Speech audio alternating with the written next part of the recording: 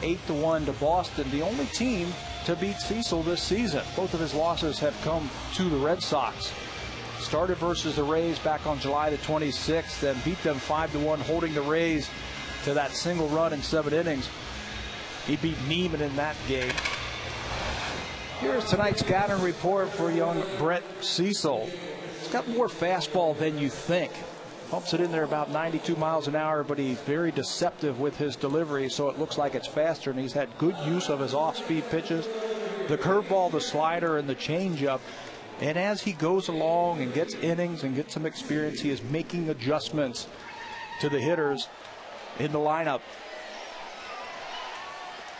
That is from game to game and inning to inning for Brett Cecil. Here is the defense, still atop the American League in fielding percentage after some of the errors they've made in the last week. Bautista gets to start again at third base. We'll see a lot of him there with Edwin Encarnacion on the disabled list. And Rob Barajas, Brett Cecil, the battery here tonight.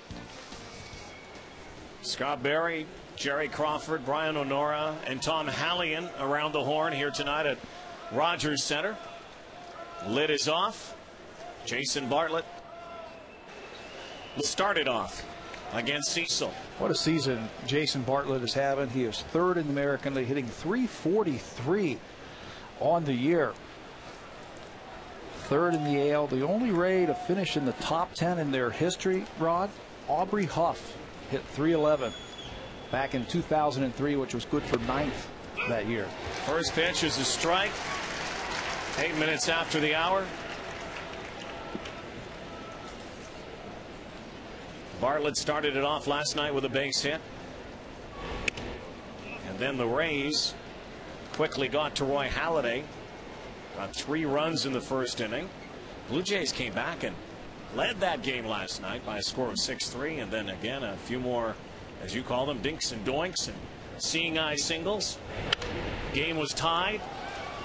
And Carlos Pena took Roy Halladay deep, and here's what Jason Bartlett has done. Wow, what a season. We've talked about that. Runners in scoring position, 2 outs. He's hitting .400, which is tied for first in the American League. 58 RBIs. These are rankings among AL shortstops. Slugging percentage of .529, which is very impressive for a leadoff hitter. Ball and 2 strikes. Strike 3. Punched out. Good start for Cecil. I think that's the fastball that we were talking about in the scouting report, that there's more there than you think. Paints it on the inside part of the plate. Bartlett thinks it's inside. Cecil has his first strikeout of the night. Now Ben Zobrist. Switch hitter. Second baseman, can play all around the infield and outfield for that matter. There's a number of gloves in his locker, and last night hit home run number 23 on the season. And something we didn't realize, as that ball's hit hard in left center field, it's going to be tracked down by Vernon Wells. He fell a triple short of the cycle in last night's ball game. Homered to left center field for the 23rd time this year. Does not get all of that. That one a little bit off the end, and it just dies in the glove of Vernon Wells in left center field. Scored 4 times last night as well, as Zobrist did. Roy Halladay taking consecutive losses for the first time this season. Evan Longoria takes a hack on the first pitch.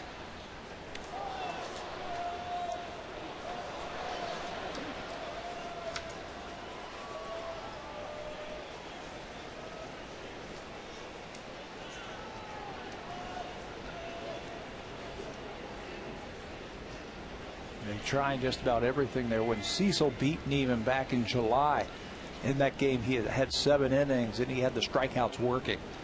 7 strikeouts against the Rays in that game. He only gave up 4 hits overall, and it looks like it's going to be a 1-2-3 inning. Indeed it is. Just 8 pitches. Much better start for the Blue Jays against these visiting Rays as they come to bat when we come back to Rogers Center.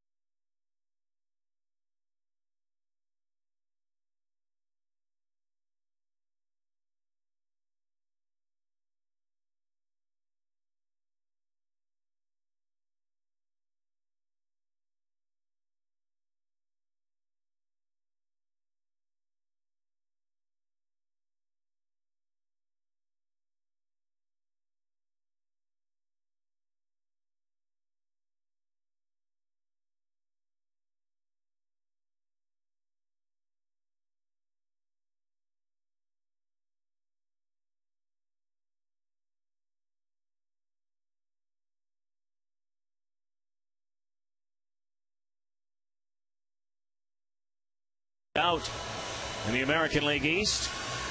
Rebound night for them after losing last night. Cito Gaston's lineup doesn't change. Marco Scutaro, Aaron Hill, 9-game hit streak. Adam Lind, Lyle Overbay, Vernon Wells, Randy Ruiz. See the numbers that Overbay has against tonight's starter. Randy Ruiz, he's been a revelation since being called up. Rod Barajas, grand slam man last night. All for naught. Travis Snyder hits 8th, and Jose Bautista bats 9th. James Shields gets the start tonight for Tampa. He tied for the team lead with 14 wins last season, Rob, but is 7-10 this year. And is just 1-5 over his last 11 starts. He gave up 4 runs, although just one of them was earned in 5 2/3 innings in his last start against the Baltimore Orioles, and lost 8-7. But in that game, he came out of it. He feels like he's throwing his changeup much better, and that is one of his best pitches. Up the pipe goes Scutaro. Good start. Leadoff guy is on, and this is what Marco Scutaro has done so many times this season. Been able to get on base. He has reached base safely in 12 of his last 13 and all but 3 of his last 43 games. Very happy to get a hit to start the game off. Here's the scouting report for tonight's starter for Tampa Bay. Command to both sides of the plate with a good fastball. That is his bread and butter right there. Mixes with that curve and his slider, and his changeup is coming along. He's got a deluxe changeup. When he is throwing that with strikes with good arm action, makes his fastball look a lot faster. Aaron Hill riding that hit streak. Just a single in last night's game, had 3 fly ball outs and also reached on an error. A home run shy of number 30. And I hope that's not playing into his mind right now, that he looks out onto that scoreboard and he sees 29 home runs and gets away from the strengths that he has shown all season long. That being aggressive early in the count, staying short with your swing, and staying on top of the ball. Scutaro goes, reaches safely, takes a big turn after that ball was in the dirt, and Deanna Navarro was unable to hang on.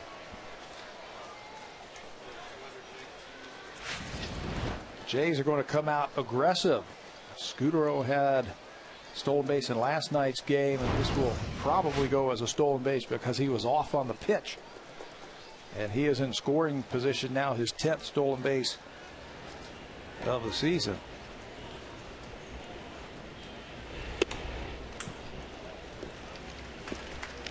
Now a good hitter's count for Aaron Hill, 81 RBIs.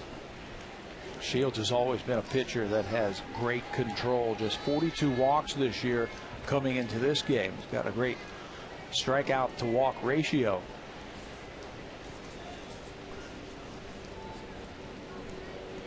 He's always around the plate. Tapped up the middle. Scutaro will go to third base, and Hill's out at first. Van Zobrist inherited that position with the injury this year to Akinori Iwamura, and he's done a great job. Yeah, he certainly has. This has been a strong point for the Jays, or excuse me, the Rays in the past, but not so this year. No Carl Crawford in left field. He's played 120 of the first 124 this year. He is out with that back injury. Very good on the inner defense is this team. Shields and Navarro will be the battery tonight. Greg Zahn caught last night's game. Deanna Navarro, the All-Star, gets the call tonight.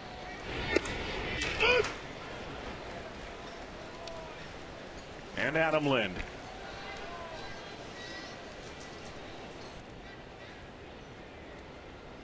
Blue Jays have got more than they ever bargained for from the top 3 hitters in their lineup this season, Scutaro, Hill, and Lind. When Lind has been there. 2 pillars of the future in Aaron Hill and Adam Lind. Certainly looking that way. Hill and Lind are all over the leaderboard in the American League in offensive categories. Adam Lind coming into this game 5th in the AL in total bases with 254. Aaron Hill leads it all. He is also up there in extra base hits and doubles.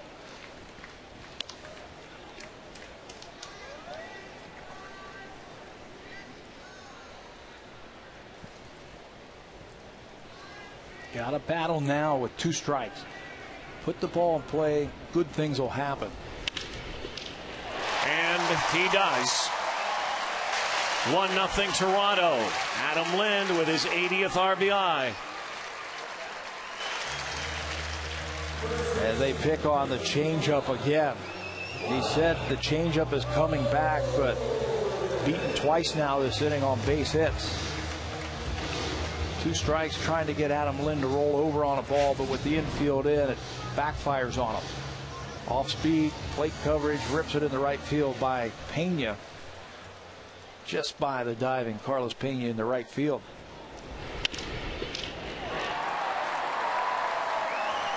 He has one of the better averages with 2 strikes, does Adam Lind. Comes through again in the clutch. Lyle Overbay slices the other way. Lind goes to second.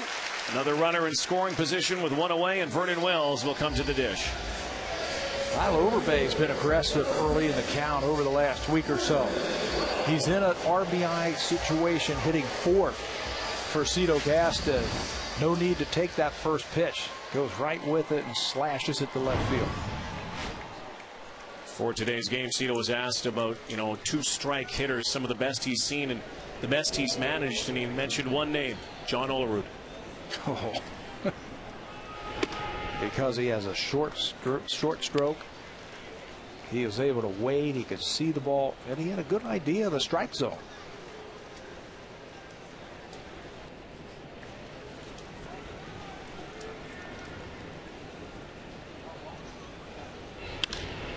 Vernon Wells, Longoria to second, and out at first base. The twin kill, double play.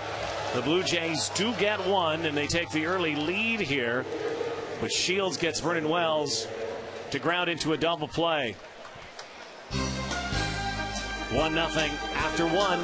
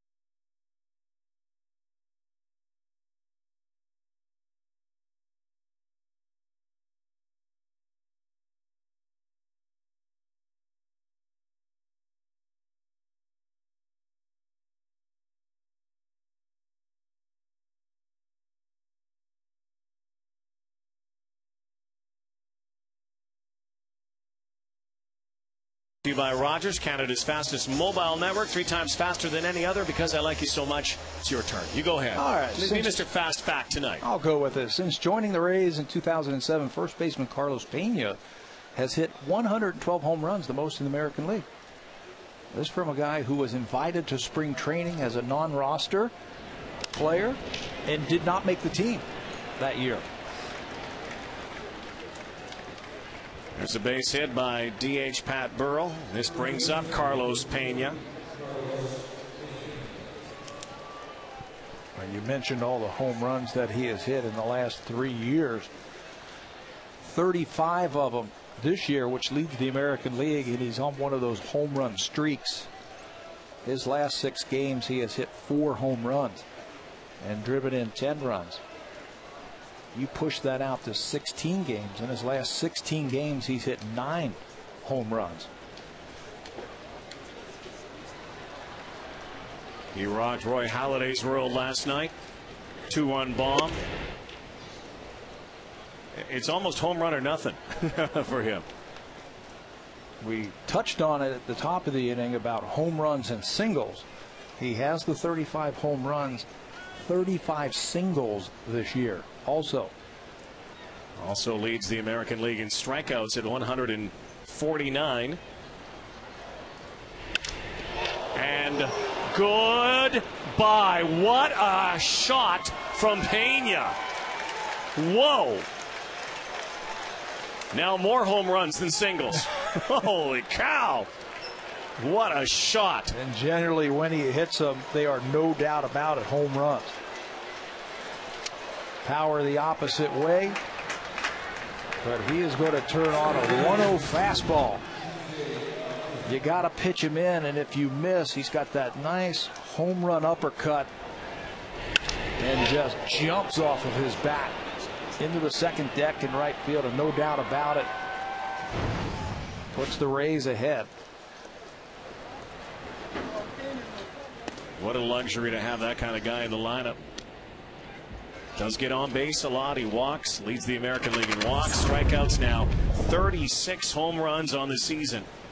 Yeah, look at these numbers since 2007. First in home runs, third in RBIs. Yeah, he's got the strikeouts, but he's also got great production. Forget the average, 81st.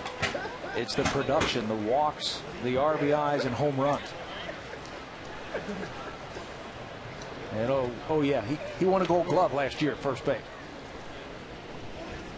Just the 9th time that he has hit a home run this season off of a lefty. B.J. Upton, then Deonna Navarro. The Rays have a 2-1 lead.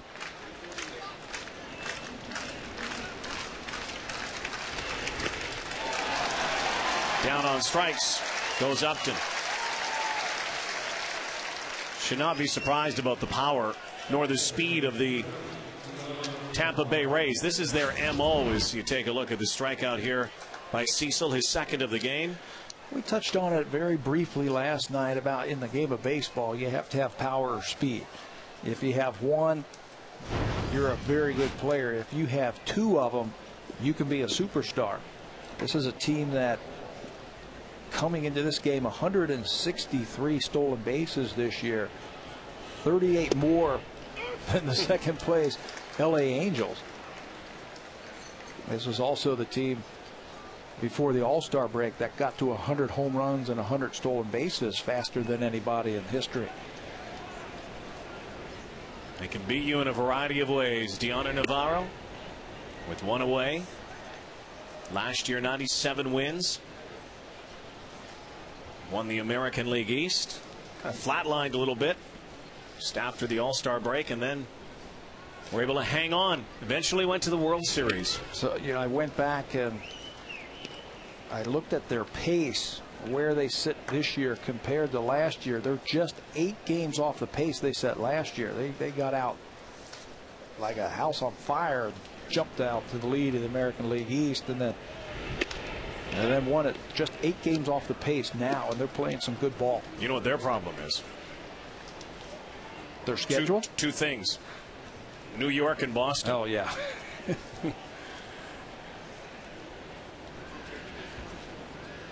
3 balls and a strike to Navarro. Fouled away. Since May 29th, they're 46-28, Tab. And they've lost 3.5 games on first place since then. How about that? This is what has happened in the American League over the last 2 years. Yankees, Boston, and Tampa. That's been the class of this division last year and this year. Navarro will get the walk. You know, and there are a lot of teams, and I think the Blue Jays fans might suggest the same, and you know, anybody in this division right now, and these you know, upper echelon, high-paying teams like Boston and the Yankees, who Boston went out and got Billy Wagner again today. But Joe Madden, I like his tact. He says, I love playing in this division. By playing, it makes us better, quicker. You play against the best and you beat the best, it will make you better. People have talked about them coming out of nowhere. I don't think so. Travis Snider, close to the wall, makes the catch. Oh, a beauty. And a quick throw. Travis Snider. Little wall grab in there. When he plays out there, and he hasn't played right field very much here in the big leagues at Rogers Center, but he finds that wall and then face plant right into it. No fear going into that wall. Wow, especially that chain link. You can't have any fear when you go back on a ball that's hit like that. You usually get help from some of your outfielders, but that ball is hit too hard and too far to get any help to let them know where the fence is. And you don't think any of those guys in the bullpen out there are going to help you at all? No, there's plenty of room, plenty of room. Here's former J. Gabe Gross. Again, one of the, probably the worst place. You can get have an indentation on your face after with some metal because of this chain link. But boy, no fear from Travis Snider. That's how you have to play the game. That's a good aggressive play by Snider.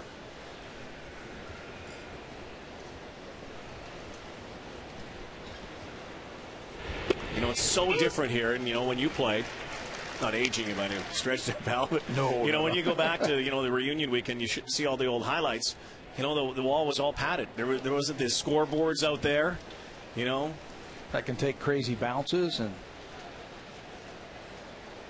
sharp objects on those scoreboards.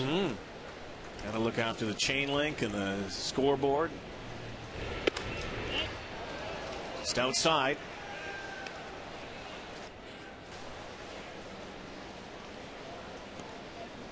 The more Travis Snider gets used to that right field spot, the more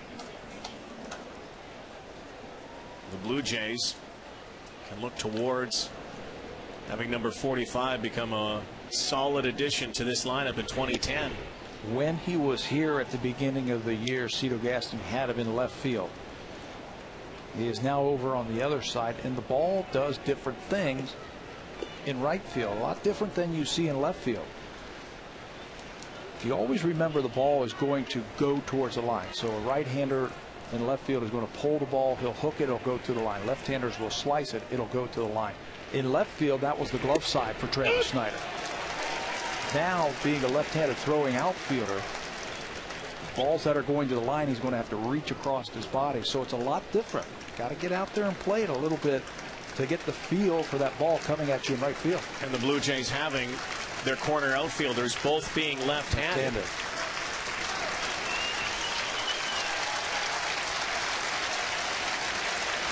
The payoff pitch, 3-2, struck him out. Well, a nice catch by Travis Snider and a strikeout, but a big blast. Carlos Pena, number 36 on the season, and the Rays, on a no doubt about it, have a 2-1 lead.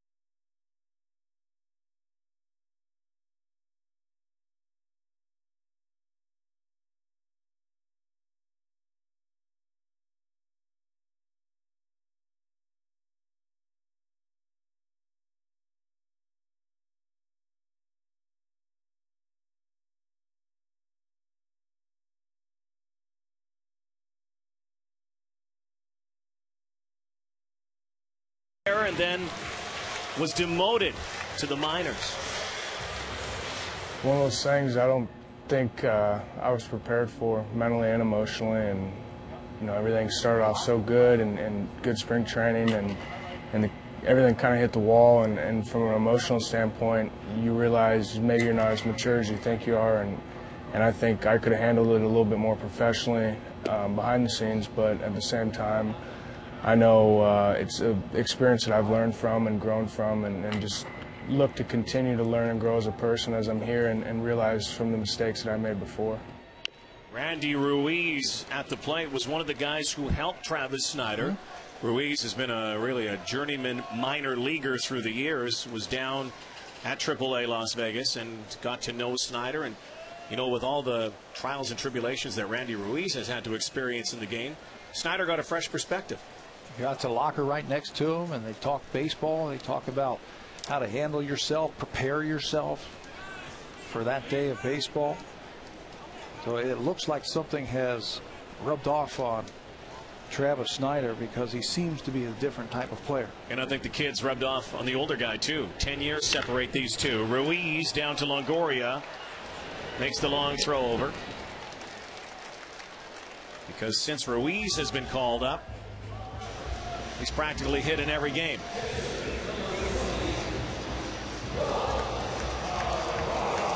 It was at this time last night, bases were full for Rod Barajas. His 4th career Grand Slam home run. Roy Halladay suddenly gets some support. Who would have thought the game would have ended up that way, though? Roy Halladay in a 3-run lead, I don't care where it is in the ball game, has been money in the bank. But not last night. He just did not have the command that we have seen from him in the past, where he's able to throw pitches where he needed it, and he wasn't able to finish off Tampa Bay hitter. We showed in the opening 5 hits in the first inning. Again, they weren't hit very hard. I think 3 of them were on 2-strike pitches from Halladay. Just couldn't finish him off. Evan Millar has his ear tonight. How about the performance by Jeff Neiman, who was Halladay-like?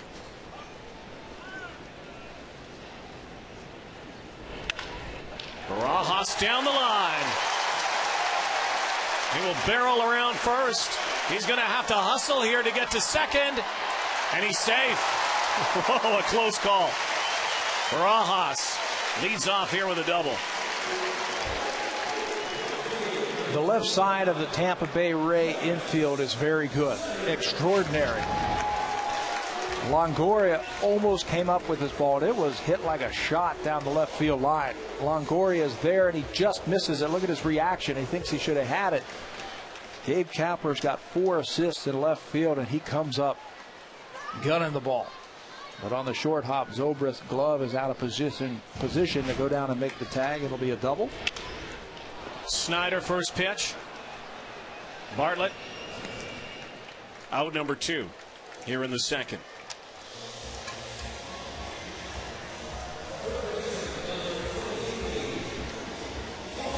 Barajas in scoring position. He's going hard, wasn't he? You think he's having a little conversation, saying, if you and I had a race. No, he's saying, can somebody take a pitch here so I can catch my breath here? No, you have to come out of that box against these Ray outfielders, because they're so fast and they have got good arms. Gross in right field, the former quarterback, he's got a good arm. So does Upton in center field. No Carl Crawford tonight, but Kapler has got a very good arm also.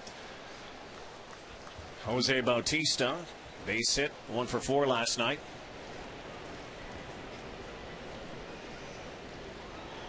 Getting a chance to see a lot at third base these days again, after Scott Rowland was traded away.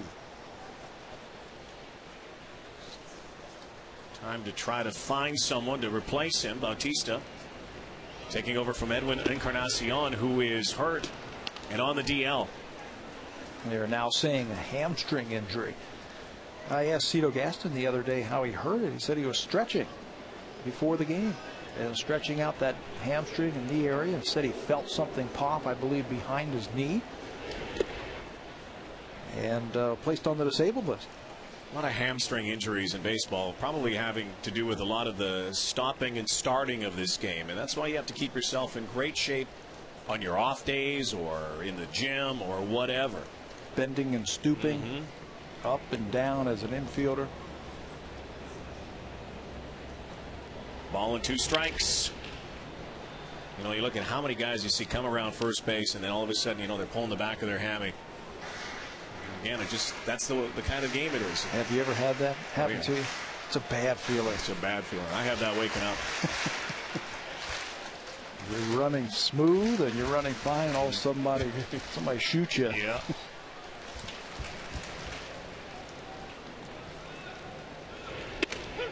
Down the middle, strike 3, says umpire Scott Berry. Barajas stranded at second in scoring position. 2 played, 2-1.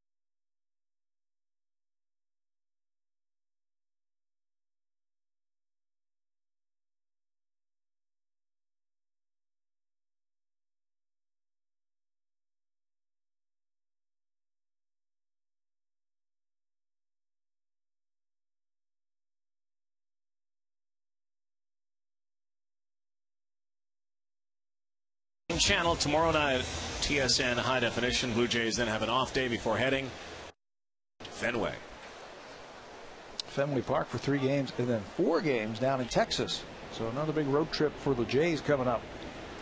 Doesn't get any easier. No.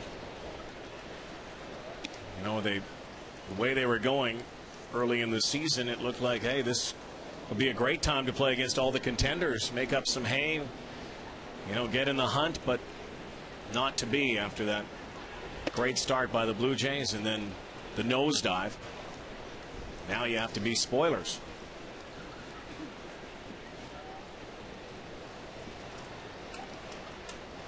Bartlett struck out back in the first inning, leading off the ball game. Jason Bartlett, not too shabby for a 13th round draft pick by San Diego back in 2001, and acquired with Matt Garza in the trade for Delman Young. He's come a long way. His numbers don't jump out at you, especially what he did in the minor leagues. That's what we're talking about when he was a young player. But if you are a young player in the minor leagues, there are scouts at ball games all the time. They're watching you prepare for the game that day. They're watching you take infield practice, and then they watch you during the game. And a scout from Minnesota was watching him while he was in the minor league system for San Diego, and they noticed something about Bartlett, how he played the game, that he was a winning player. And he ended up being a throw-in in a trade that made his way to Minnesota. Had a couple of years with the Twins, and then came over here and was the glue for this infield when they went to the World Series last year. There's a base hit by Bartlett. Stroke to left field.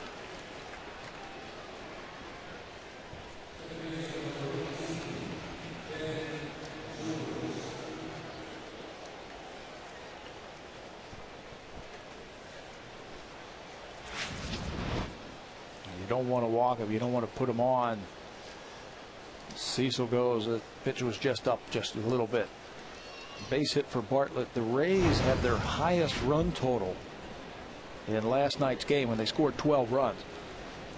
Since they scored 12 at Colorado, and you have to go all the way back into interleague play. That was in the middle of June when they were at the Rockies. The offense is starting to come around for Tampa. They have gone 7-2 in their last 9 games, and they are averaging about 5.5 runs a game, which is that magic number you always look for. 5 runs given up, 5 runs scored. They are also hitting close to 300 as a team over their last 9 games. Here's Zorilla. Ben Zobrist.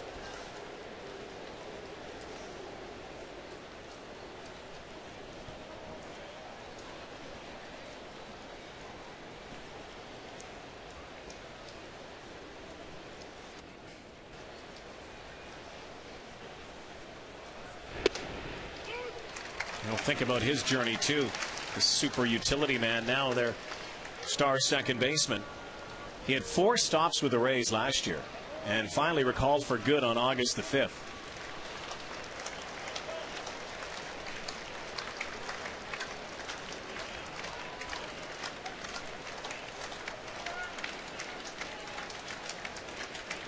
One ball and 2 strikes. Bartlett the lead.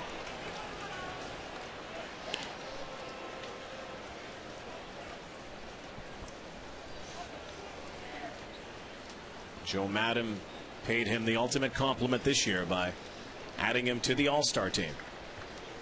At a time when he was really still thought of as a utility type of player, even though he's played every day at second base after the injury to Akinori Iwamura. He's in the top 5 in on-base percentage, up over 400 coming into this game. Slugging percentage, he's up there also. Switch hitter. He just has good at-bats. Makes you earn your outs if you're the pitcher.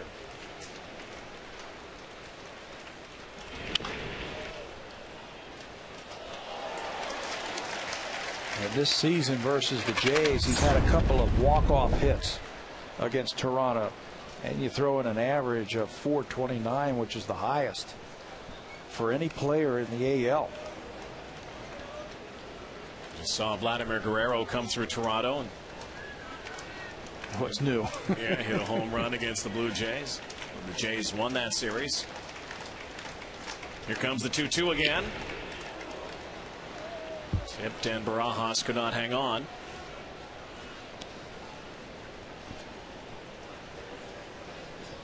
This Ray team very similar to that Angel team that just came through. Maybe a little better pitching. But top to bottom, they will work you. They can take you deep, or they can play small ball. Yeah, they have switch hitters also that are very pesky. They are on pace for 215 steals this year. That ball fouled off again by Zober if he's hanging tough. Those 215 steals, if they should get it, would be among the best in the last 50 years in baseball. Record, the Athletics in 1976 had 341 stolen bases. So I don't think they're going to get that far. I don't know if will ever revert to that era again, but you know what? Stolen base numbers are going up and up, and they are going to continue to go up as teams try to find other ways to score.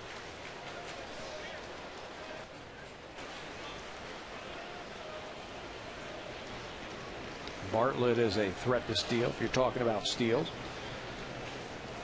He has stolen 23 bases this year. He's only been caught 3 times.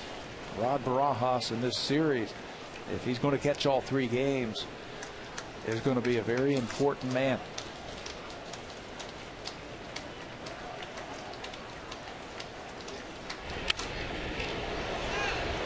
Foul straight back.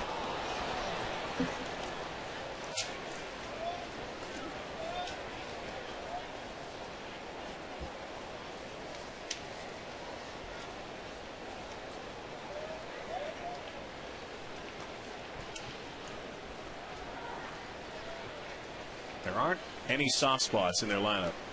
1-9.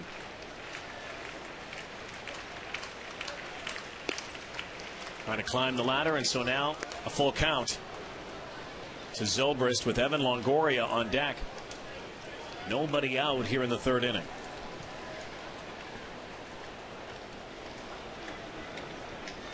Bartlett has had trouble gauging Cecil's move.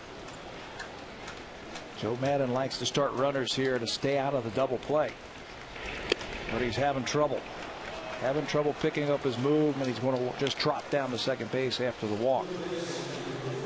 I was talking to Brett Cecil the other day about his time in the big leagues, and I asked him what was the biggest thing that he has learned so far this year, and it's you have to make adjustments. He'll go through the lineup the first time pitching a team a certain way, but the hitters are so smart that they are adjusting to him that he's got to change the way he pitched them the first time through, or they're going to start hitting him. He'll watch video. He might start a guy with a fastball the first time up and then change that the next time up, because the hitters are so smart here in the major league. Now Longoria.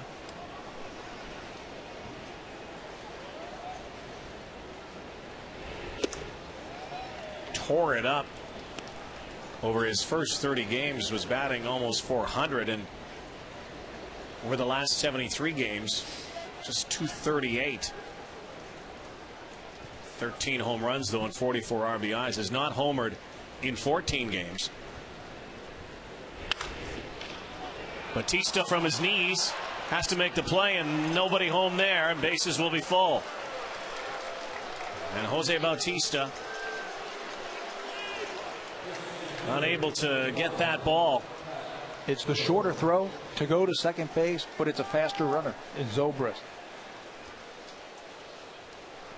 Maybe his only play was Longoria. Ball hit hard by Longoria down the line, and the best he can do is just knock it down. By the time he tries to throw a second, you see Zobrist already standing on the back. Yeah, even if he makes that, I'm not sure he gets it there. No, that's why I think the play would have been Longoria, who doesn't run as well as Zobrist. Bases loaded. No one out for Pat Burrell.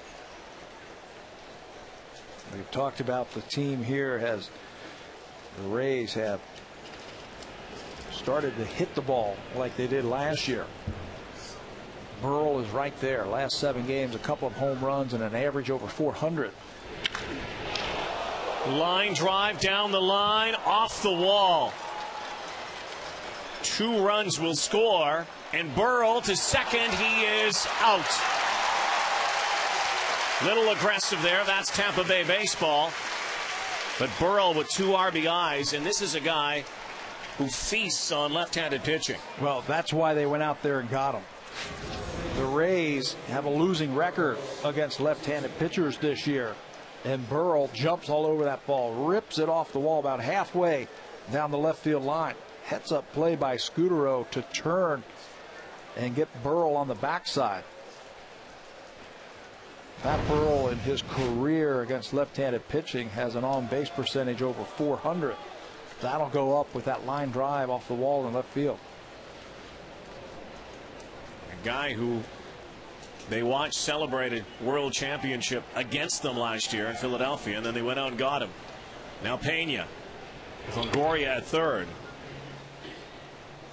Brett Cecil, I'm sure, will not be trying to put it anywhere near Pena's wheelhouse, and it's a big wheelhouse. And Cito Gaston will come out and chat with Brett Cecil. He's going to talk situations right here. Let's see what you're made of against the big slugger who is swinging a hot bat. You know, Brett Cecil, he's learned a lot, as you mentioned, over this season. I don't think he's learned anything more than what happened last Thursday. Well, take a look what happened here. The ball got away from him. There's a runner on first base. Watch Rod Barajas. Puts his head down. Brett Cecil picks the ball up, just assumes there's timeout, doesn't call timeout, and throws the ball. Barajas sees the ball rolling over towards the dugout, and by that time realizes the ball is out of play. Now that's 2 bases. That's a 2-base throwing error from Cecil. So a lesson to be learned for the youngster. Tough one. School of hard knocks that night.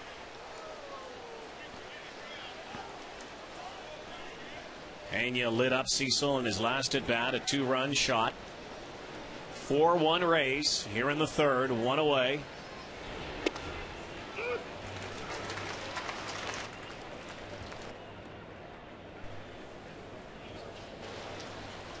They do have the shift on here. And it's a big one. Look how far off the bag Jose Bautista is, the third baseman. So Evan Longoria can get way down that line if he feels like it. Ball in the dirt, if he's aggressive enough, he could score on a ball just off the dirt.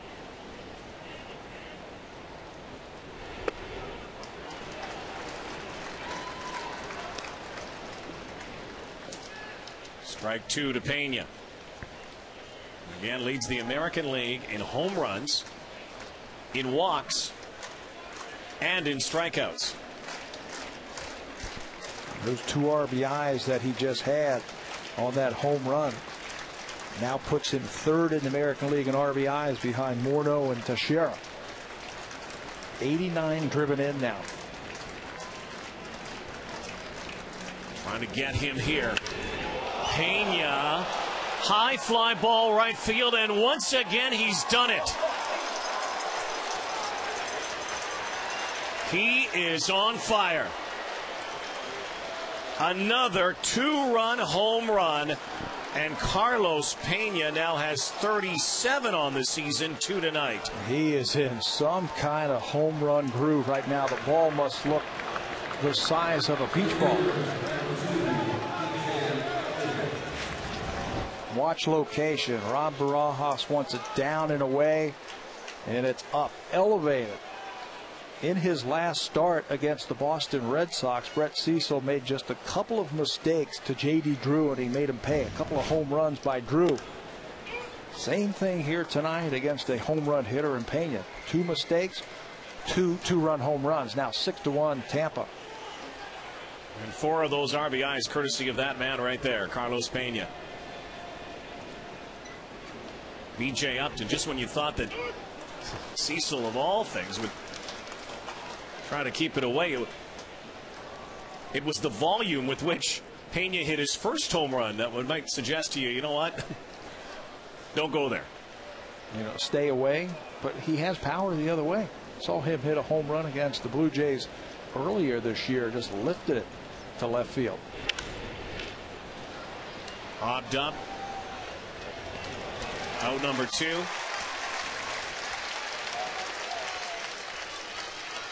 What a dangerous combination. A team with speed and a team with power. That's the epitome, and that's what the Tampa Bay Rays have right now. They are showing it from top to bottom. The Ring of Fire tour has gotten off to a good start. That's some fire. The Ring of Fire tour, by the way, in case you're wondering about this obscure reference we might be making last couple of nights. Joe Maddon likes to do some team bonding, and they already had an all-white road trip. So everybody dresses in black, and tribute to Johnny Cash. Joe Maddon dyed his hair black, and when he was coming across the border, when they're coming in Sunday night, the passport lady looked at him twice, and he looked down at his passport and wanted to know if that was his dad in the picture. And he goes, I think it was tongue-in-cheek, but maybe not.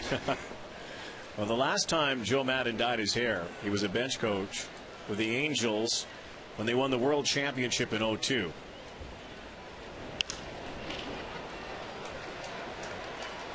It's all about the spirit of the Rays, their Ring of Fire. And one guy right now is smoking. Carlos Pena.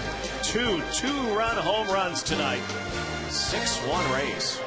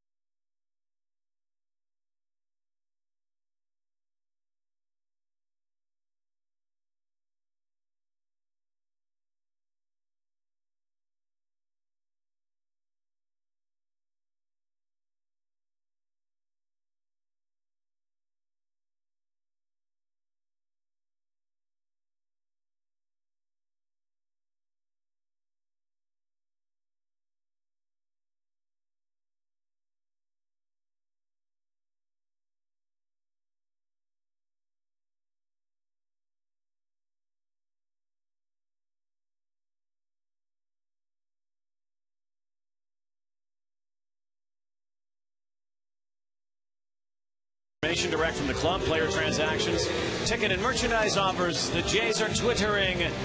Connected. Twitter.com/Blue Jays.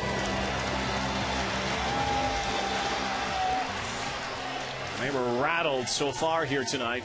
Twice by Carlos Pena. By the way, Evan Longoria's, what we thought was a base hit, has been an error charged to Jose Bautista. So 5 hits right now for Tampa Bay and the 1 error against the Blue Jays. So all but one of those runs unearned. You know who loves all those runs is James Shields. The Rays have averaged just over 3 runs per 9 innings when James Shields is on the hill, which is the lowest run support in the American League. He's loving this. Marco Scutaro leading off. There's out number 1. Help wanted. There's the graphic to support. Just over 3 runs a game. And he's 3 games under 500. Washburn, Garza, Jackson, the former Ray on that list. Matt Garza also. Aaron Hill. Hit a guy in the stands. Hopefully he gets the baseball. No, he didn't get it.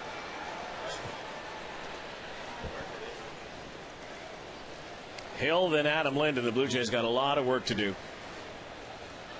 Considering over the last 5 games their offense has gone MIA in the middle innings. And Aaron Hill tags one, and it's gone. Number 30.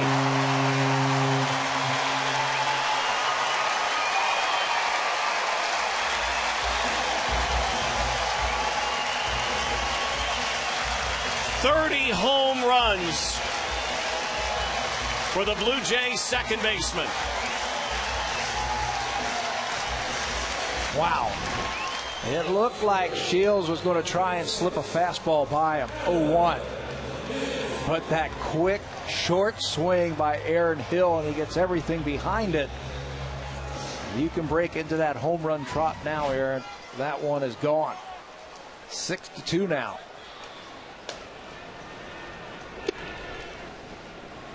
Milestone home run for Aaron Hill. Adam Lind trying to keep pace with his pal. 25 for him.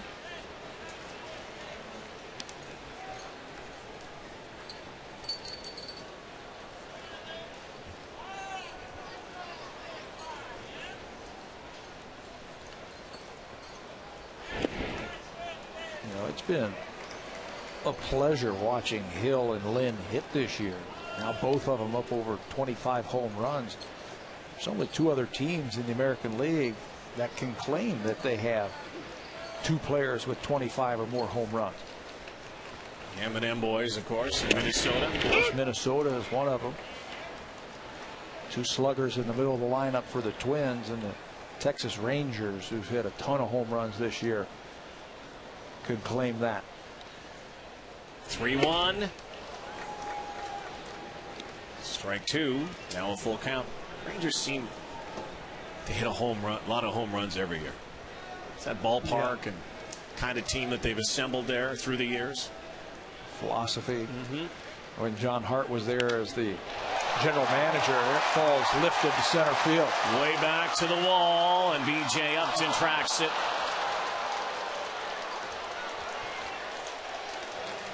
Adam Lind just misses. Lind has 3 career home runs off of James Shields. Lyle Overbay in his career 9 for 30 into this game, and a third of those hits have been home runs against Shields. He's reached him 3 times also.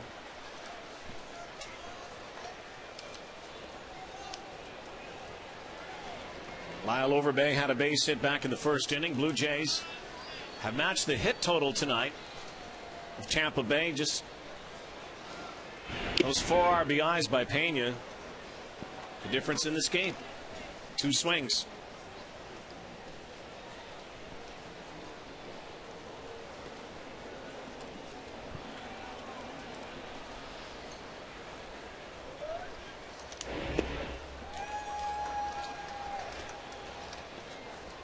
He was talking after his last start that the changeup, positive thing about his last couple of games for James Shields has been the changeup. That's a good sign when he's throwing it for strikes, but having trouble tonight. Hooking foul. That's another one. When he has his good changeup, it is really diving against left-handed batters, down and away. He has the ability to paint with it and change speeds very nicely, but tonight he's having trouble controlling it and throwing it where he wants to. There's a good one there. If he starts to get that pitch, he's going to be tough the rest of the way. Milestone night, milestone season for Aaron Hill. 30th home run. Lyle Overbay goes down on strikes. It's 6-2.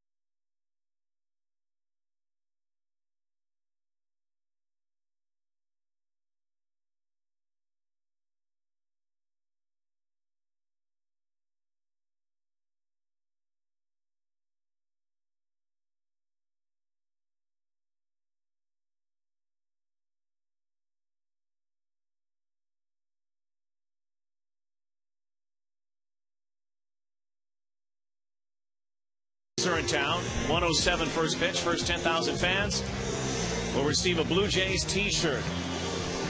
416-341-1234. It's the adult t-shirt giveaway presented by Dairy Queen. 6-2 Tampa.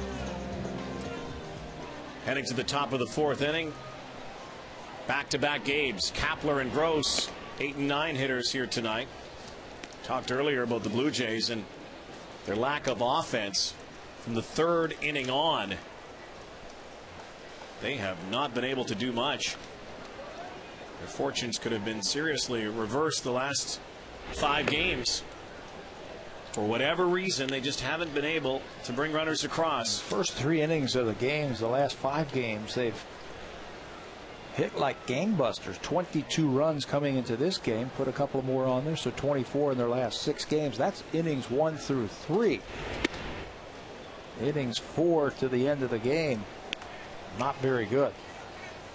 Just 2 runs from the 4th inning on.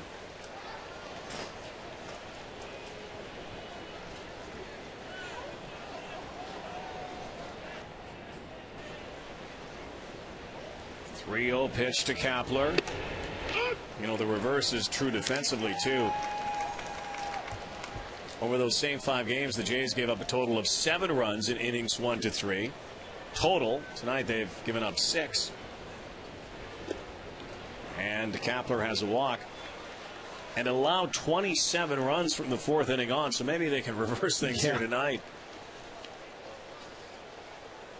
A leadoff walk is not going to help to the number 9 guy.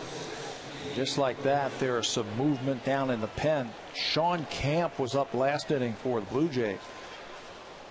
There's some movement going on out there again. And it looks like Josh Renicky has taken off his warm-up jacket and he's grabbed the glove. And now he grabs the ball and he starts to get loose. And in a hurry here. This has been a problem for Brett Cecil his last couple of starts. 4 1/3 against the Red Sox his last time out, just 4 1/3 against Baltimore the time before that. The Blue Jays have talked about shutting down Cecil and tomorrow night starter Zipchinski come September, so not much time left really for Brett Cecil here. It's all based on innings. How many innings that they throw. You look at the innings that he threw last year, you add 30% to that this year, and that's going to be his maximum. He's getting close to it. He's had some good outings this year, and he's had some not so good outings this year.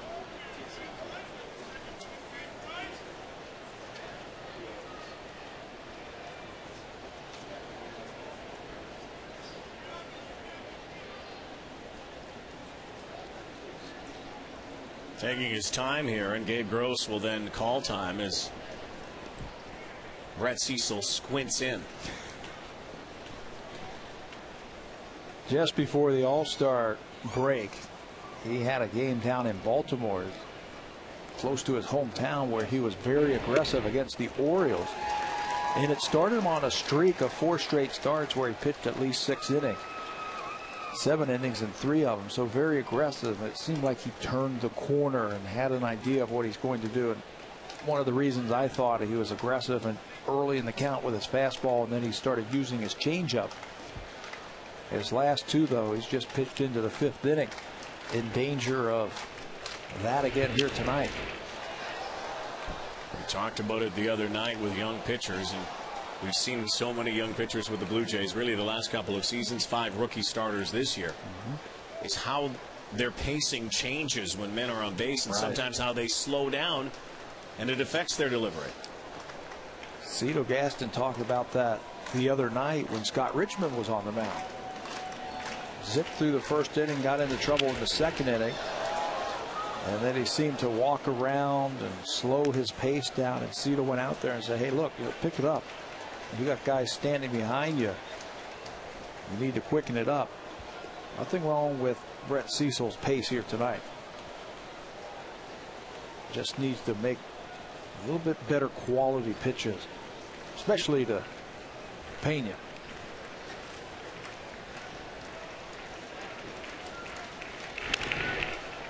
Fouled away. Who was the, I'm not going to say slowest, who was the most methodical pitcher that you played behind? That I played behind.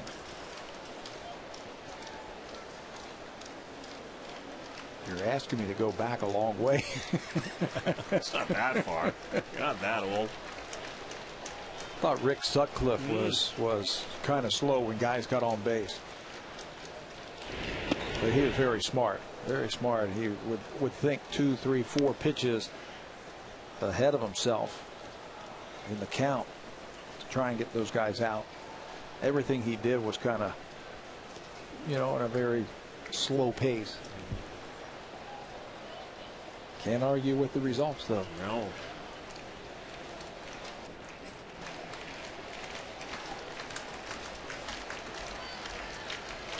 One, two, Gross. Liner, Vernon Wells over the shoulder makes the catch.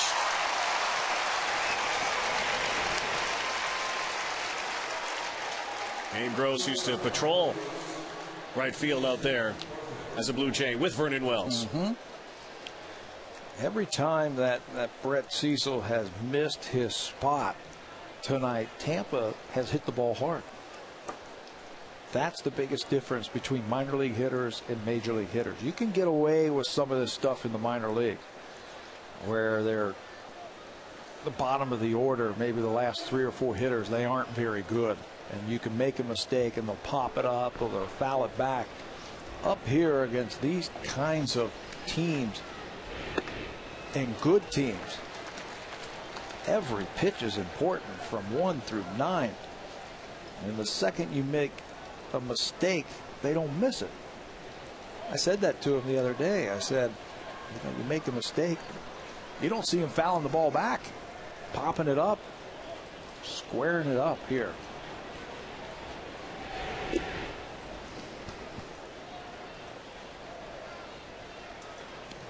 Very interesting observation, very honest observation from Brett Cecil as well. I think it just proves and just shows that you have to keep making adjustments. You have to keep changing what you're doing. You don't want to fall into any kind of pattern. You would not believe the video that goes around in clubhouses, on airplanes, in hotel rooms of guys, hitters, watching pitchers, seeing if they can pick anything up on them. They fall into a pattern. 2-0, he's definitely going to throw me a fastball here, or whatever. So you have to keep changing things up.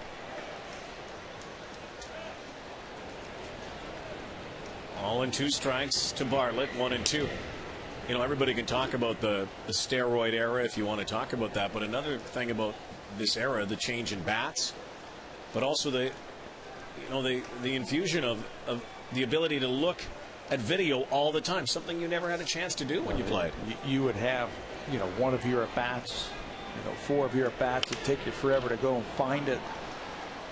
Now batters hit and go right up into the clubhouse and go watch their at bat. And a lot of the modern clubhouses, the home team clubhouses, they got, they have their own little monitors in each cubicle of their dressing room stall. So, they can go back. They're not going back there to watch movies. They're going back to watch that pitcher if they've got tape on him and tendencies. 1-2 again, and another base hit. What film does is it picks up tendencies from pitchers, location where it is, but it also gives you a visual of your swing and the feel that you want to have when you get into that batter's box. Cito Gaston now is going to come out, and that's going to be it for Brett Cecil. Josh Renicky is going to take over. Pitches into the 4th inning. 4 1/3, his last 2 starts. This time just gets into the 4th inning. Brett Cecil is out. Josh Renicky will come in and try to stop the bleeding.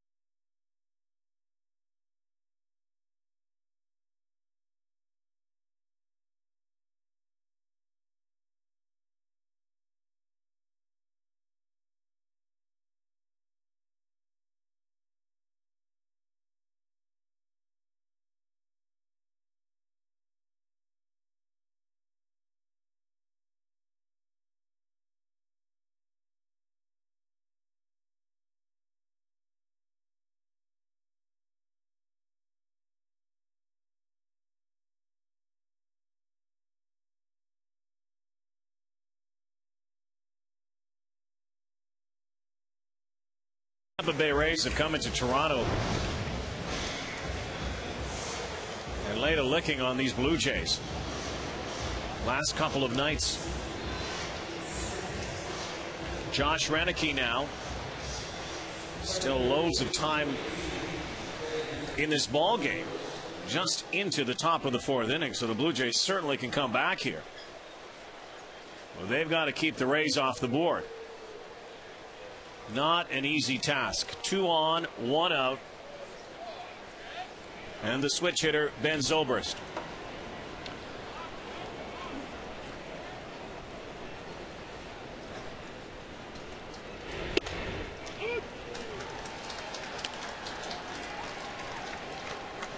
Renicky has pitched really well in his last few starts or appearances for the Blue Jays. He has handled right-handed batters this year. He had a career high 3 innings pitched against Boston just a couple of days ago, and he did not allow a hit against the Red Sox.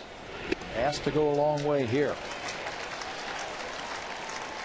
This has happened too many times for Cito Gaston in the last month and a half, where the starter can't get it past the 4th inning, and he has asked Brian Talent, he has asked Josh Renick, he has asked Sean Camp to give him 3 innings more than he would like.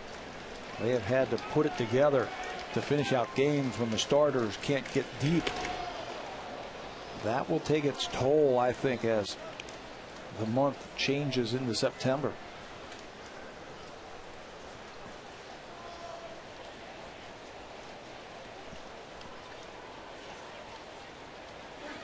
Kapler at second. Bartlett at first.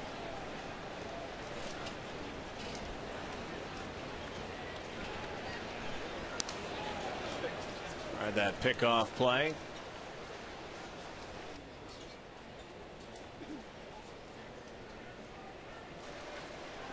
So Brett Cecil doesn't even get into the 5th inning tonight, just into the top of the 4th.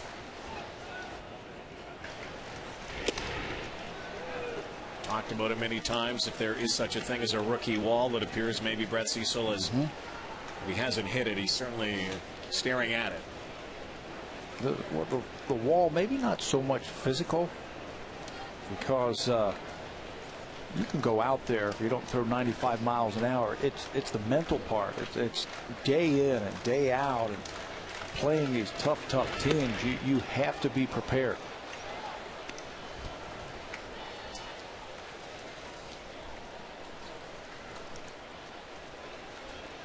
All part of the learning curve, which can be steep for some, a lot longer for others. 3-2, fouled off.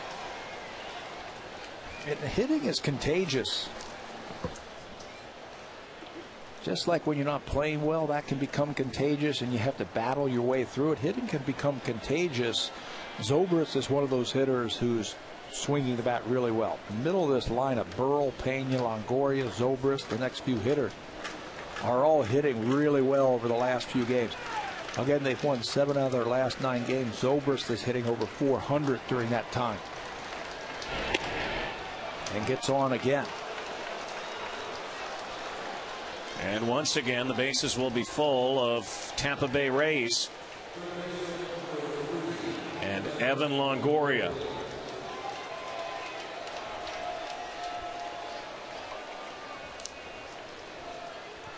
Brett Cecil started this game wonderfully. 1-2-3 first inning, and after that, the Rays have been hitting away. 6 runs on 6 hits. 2 big blows by Pena, and the walks have hurt. He walked Zobrist in the 3rd inning. He came around to score. 2 walks here in the 4th inning. Just 1 out.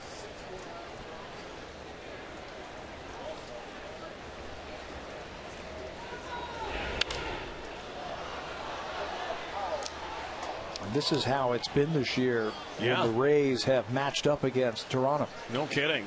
Rays have owned them this year. They've beaten them all kind of ways. A couple of walk-off wins down in Tampa.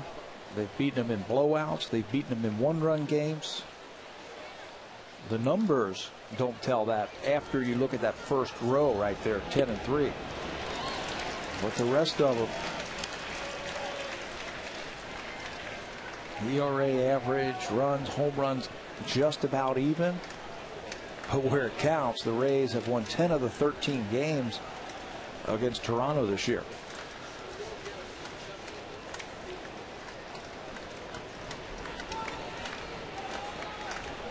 Renick delivers the 1-2. Well, that's the difference too in their record against AL East Division opponents. They're 28-18. There are those 10 wins right there. Last year they were a game under 500 on the road. The theme that I heard from Tampa yesterday is we have to play better on the road, and it starts on this road trip. So far, so good. 26-35 on the road this season, so they have some work to do to get close to 500. The 1-2 again. Renicky deals outside. Yankees leading Texas 4-2 tonight. They're in the fourth. The Red Sox lead the White Sox 2-1 in the fourth. There are the numbers that you were talking about. They played so well at home, which they did last year. The Trop has become a special place for them. On the road last year, again, right at 500. This year, under it. They got some work to do to get back there. Longoria down on strikes. So mission 1 accomplished. Getting that out. Josh Renicky has this ability out of the bullpen, throwing that fastball right by Longoria, who's quick inside. He's piled up some strikeouts in his last few times. Out to the mound. That's Renicky. Good curveball that he'll use, and that fastball right there, evidence that he's a strikeout pitcher. Pat Burrell came up with bases full back in the third inning.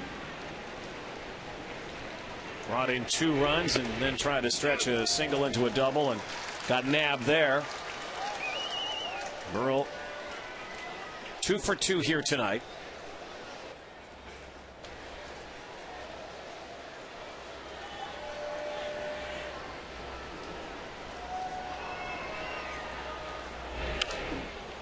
Jammed him.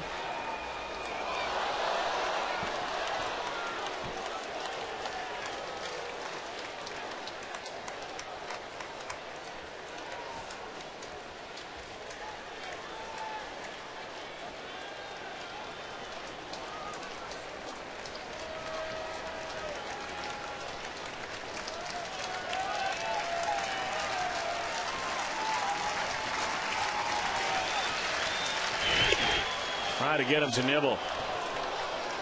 Burrell's had a number of 30 home runs, close to 100 RBI seasons. That's really been his template. Last year in the LCS, he was hitting .333, had a home run. He only hit .071 in the World Series. Didn't matter. He's got the ring. You know what he's been good at also is getting on base. He's had a couple of seasons when he was with Philadelphia where he had over 100 walks. His on base percentage is good for a slugger. Had to get him to chase again. He won't. Terrific numbers though for Pat Burrell. He's been a professional hitter. Yep. 263 career home runs now.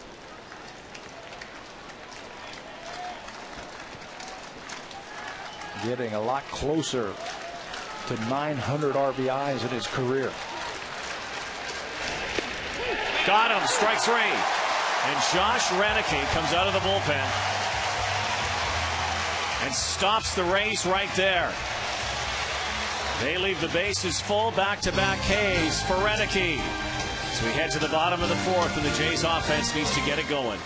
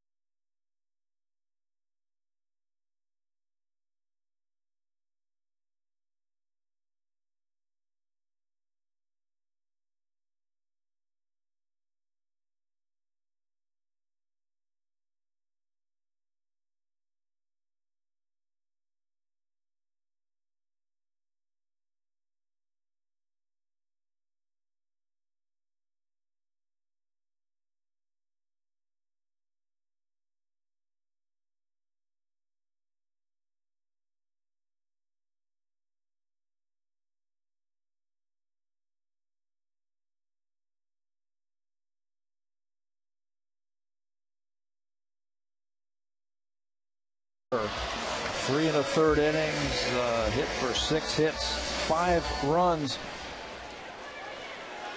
3 strikeouts and 3 walks. One of his shorter outings of the season. He had a start against the Reds where he just went 3 innings. Tonight, just 3 1/3. And the guy who hurt him, Carlos Pena, is the man who has knocked in 4 of the 6 runs. The difference right now, Vernon Wells against James Shields. Here in the bottom of the 4th, Vernon grounded into a double play in the 1st. So his second at bat here in the 4th, then Randy Ruiz, then Rod Barajas, and Wells stings one. And let's see if the Blue Jays can turn around this recent trend from middle inning onward. Start scoring after the 4th inning. If he's going to use that changeup, he's got to throw a better pitch there. He threw a good one to strike out Lyle Overbay to finish off the 3rd inning. That time he just floated up to Vernon Wells and he whacked it into left field for a single.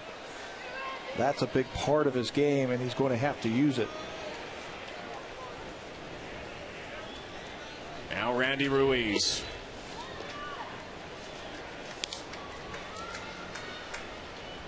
We talk about making an impact since being called up. Has had a hit in 11 of his first 12 Blue Jay games.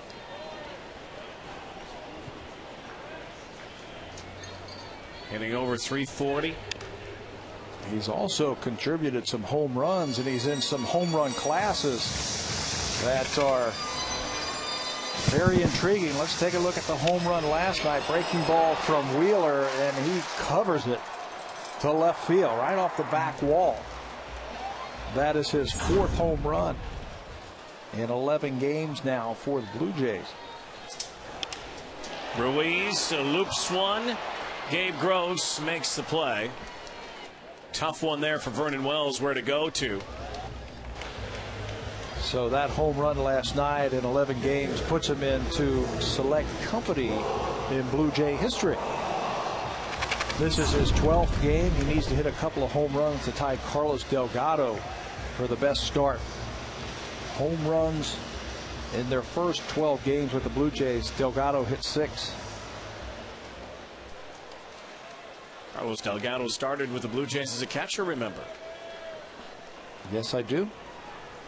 Gabe Gross had a good start, too, one of the seasons that he came out of camp, called up, where he was given that nickname Babe Gross. I believe he hit 8 home runs in spring training that year. Yeah. And that's where it started. Yeah. Babe Gross.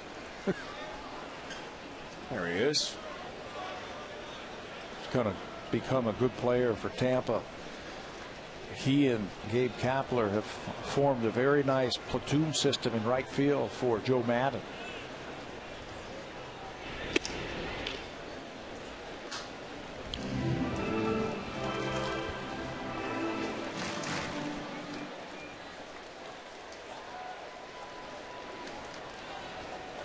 Rod Barajas doubled. Back in the 2nd inning. One away here. Vernon at first. Got under that and ripped it foul.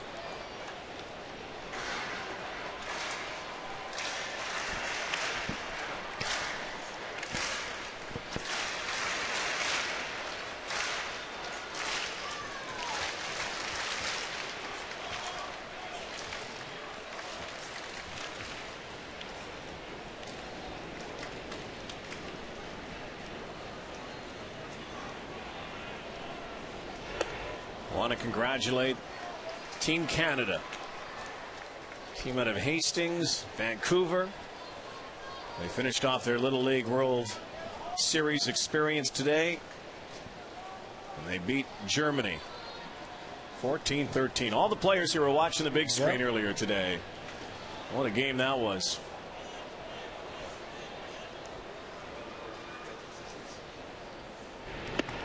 Down on strikes goes Rod Barajas, and those young boys of summer, well, it was a girl that won it. For Team Canada, Katie Reyes.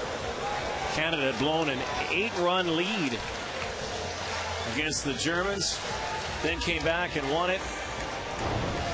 I wish Germany are basically also a Team America because they're all children of U.S. soldiers employed.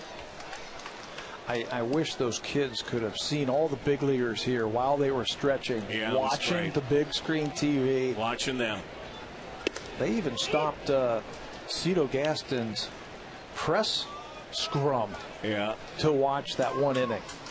That was pretty cool. Katie Reyes had that little hit that put Canada on top as Travis Snyder steps in. You should have seen the smile on his face, and that's good. That's what it's about. So Team Canada comes home 1-2, the Little League World Series.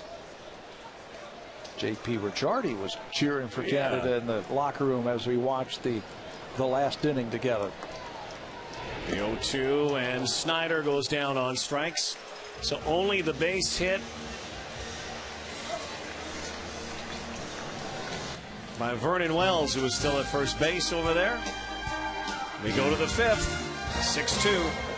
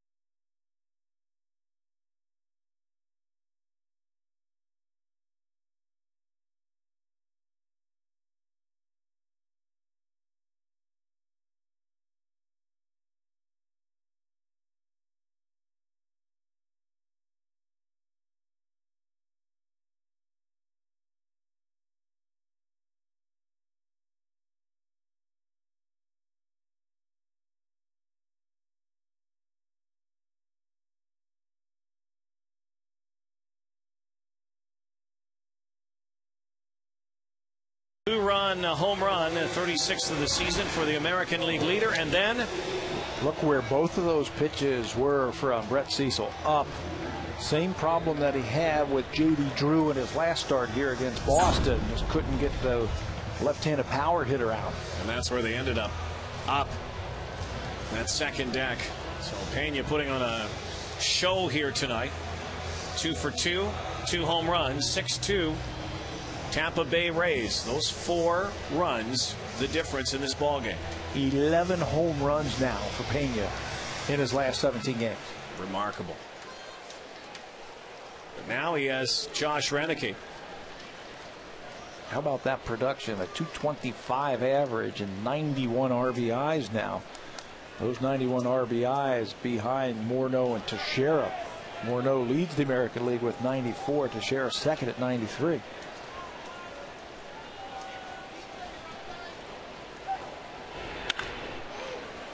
Down the line and foul. Pena's seeing the ball well right now. But, you know, you look at the average and you look at the home runs, and you still like to say, hey, man, I'll take those home runs. It's kind of like, remember Dave Kingman? You know, he led the league in home runs back in '82. He had 37 home runs, and he only had a .204 batting average. That's kind of the biggest discrepancy for a home run leader. I'll take the home runs. I'll take the production. You look at some of the other numbers for Pena. He's got 83 runs scored, so he's getting on base for something. Here are the 2 home runs tonight from Brett Cecil. Check out the location. Both of them right in that uppercut wheelhouse of Pena. Identical swings. Identical everything. Look like different types of pitches. But identical swings and results. Pena has 96 hits this year and 91 RBIs.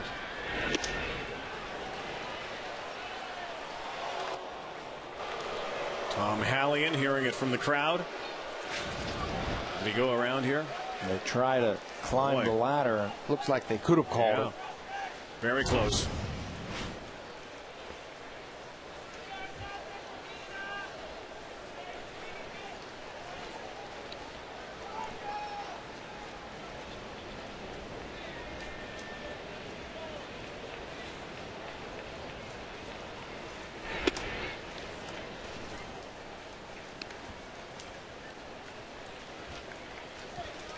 Balls and 2 strikes.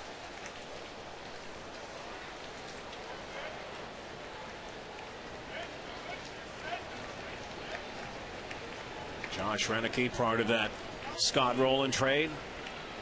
Cincinnati. Here's the 2-2. Down the pipe. Strike 3. Pena has a look back.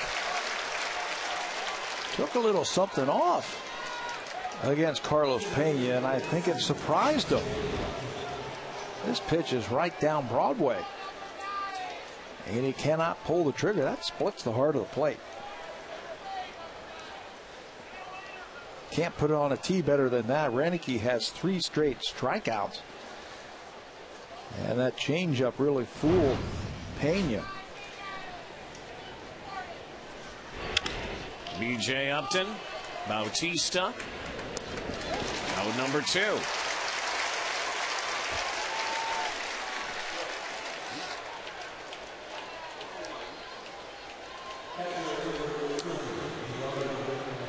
Now Deanna Navarro, the Rays catcher. Blue Jays have not retired the side since the first inning when Brett Cecil came out of the gate here tonight. Looked awfully good. That changed when Carlos Pena took him deep.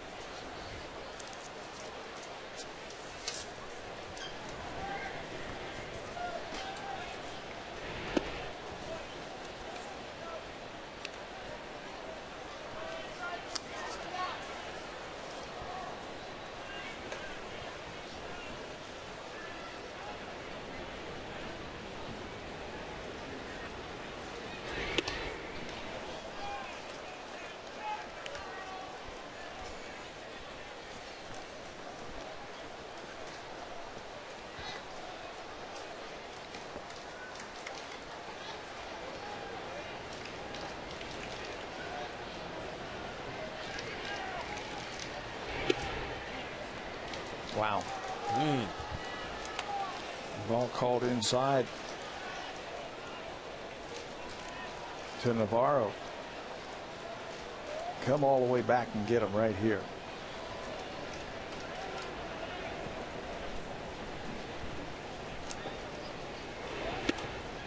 No, he won't. And he'll pitch to Gabe Kapler. He has looked good, has Renicky. A couple of strikeouts in 2/3 of an inning his last time out. We talked about the Boston game. He also pitched against the Angels back on the 21st. An inning and 2/3, just gave up 1 hit in that game. And then the career high against the Red Sox, 3 innings. The only blemish in that game, he gave up a walk.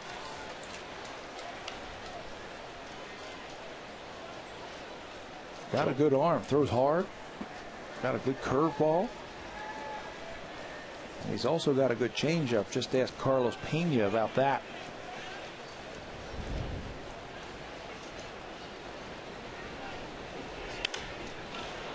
Fouled away, now way ahead of Gabe Kapler. Boston Red Sox lead the White Sox 2-1 there in the 6th inning at Fenway. Yankees trail Texas 7-4. Rangers have scored 5 times in the 4th inning. The Yankees got off to a good start in that game. They led 4-0 after 1.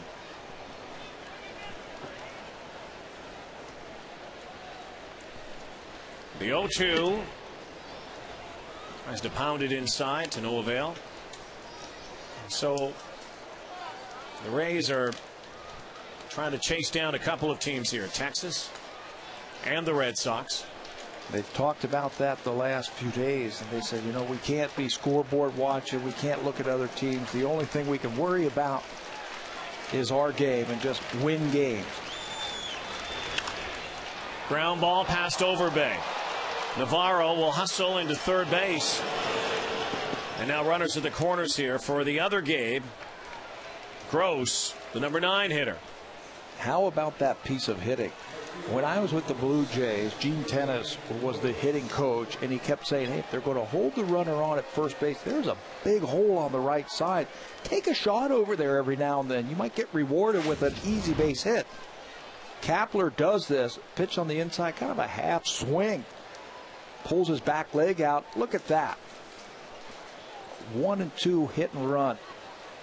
Overbay bounces off there and the ball is by him. That is a big hole on the right side as Navarro goes all the way to third base on that single by Kapler. I'm not even going to say that was a swing. That was a, what would you call that? A cricket shot over the right field? Now Gabe Gross. Strikeout, flyout. What a get Gabe Kapler's been for the Rays. Kind of a guy if they get to the postseason again, you know, invaluable experience. He was part of the Red Sox World Series win in 04.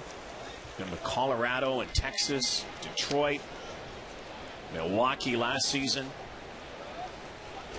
He was retired. As a player. He was actually managing in minor league baseball. Milwaukee wanted him back and had a chance to keep his career going as a player.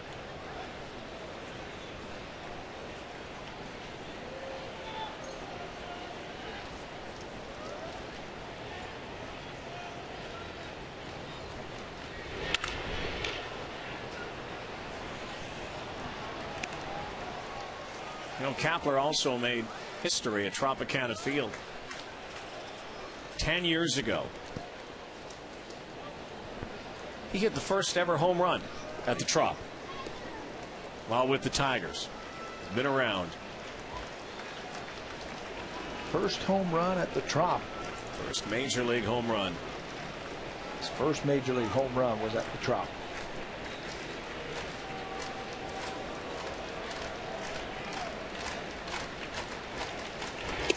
When he came up, he was a big prospect for the Tigers. Could run, could hit, powerful. He was part of that trade that sent him to Texas for Juan Gonzalez. Big trade that the Tigers made.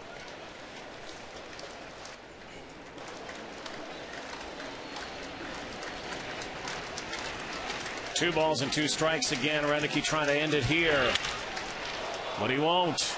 Loops in. Another run scores. I'm so sure Adam Lynn got a good read on that. A little flare by Gabe Gross and an RBI. He's 34th. Right off the end of the bat for Gabe Gross. 2 out base hits in the series against the Texas Rangers that they just finished down at Tropicana Field. They were 1 for 25 with runners in scoring position, but no problem so far in this series. 2 strike, just flares it out into left field for the 2 strike, 2 out RBI single. It's now 7-2. Kapler at second base. Gross at first. The Gabe's on base, and now Jason Bartlett.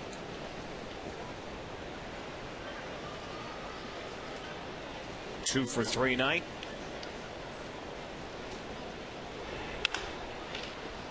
Down the line, Bautista will tag third. Foul ball. It's a foul ball.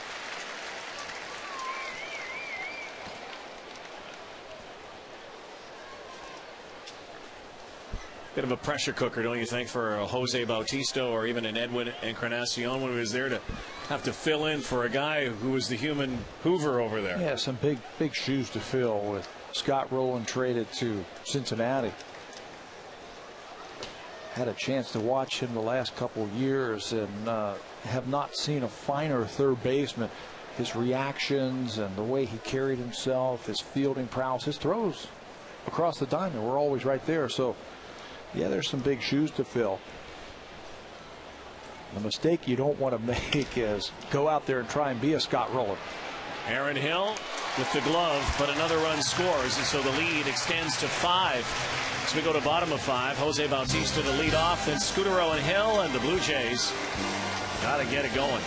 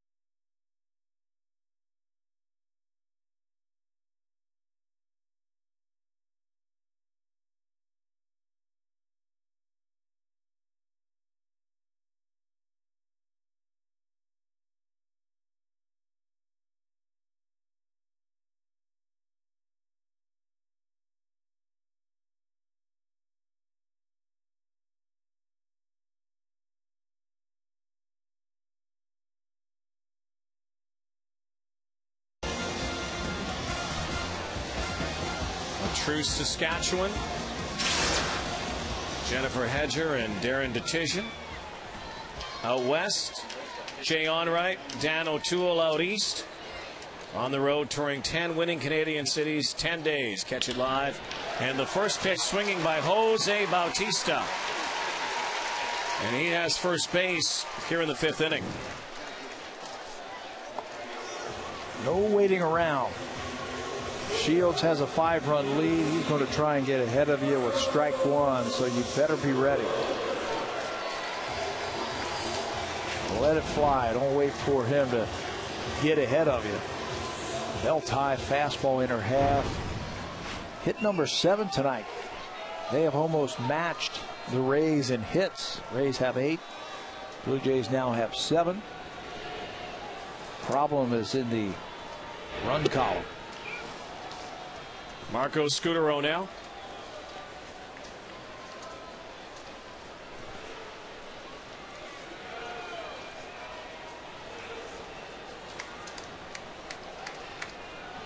One for 2. It's the Blue Jays' 3rd at bat. Rays already. Jason Bartlett with 4 at bats. It's a lot of base runners in 5 innings. When your leadoff batter hits 4 times in 5 innings. Jays have turned their lineup over on Shields now. 3rd time through.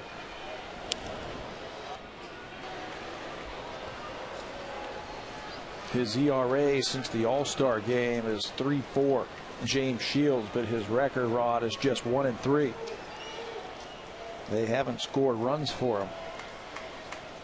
That hasn't been a problem tonight.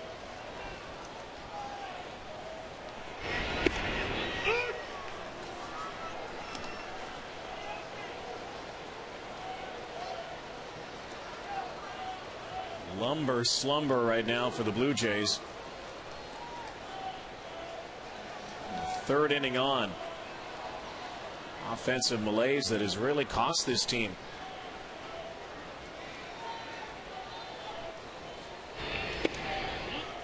Got the right guys up there now with that leadoff single. Runner on. Shields has to go from the stretch. They got the right guys coming up in Scutaro. Scudero with 74 walks this year. He's already reached base once and had a stolen base. From 0-2 to 2-2. He's also in the top 10 in runs scored.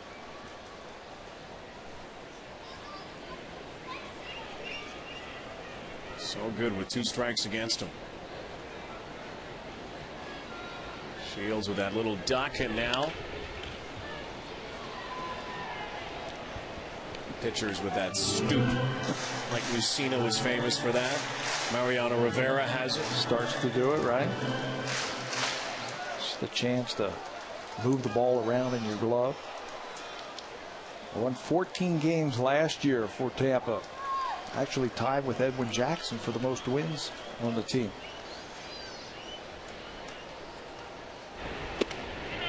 Boy, very close and a good eye by Scudero. He's thinking, man, that was a good pitch. He has that ability to really fight his way back from 0-2 counts. And now at 3-2.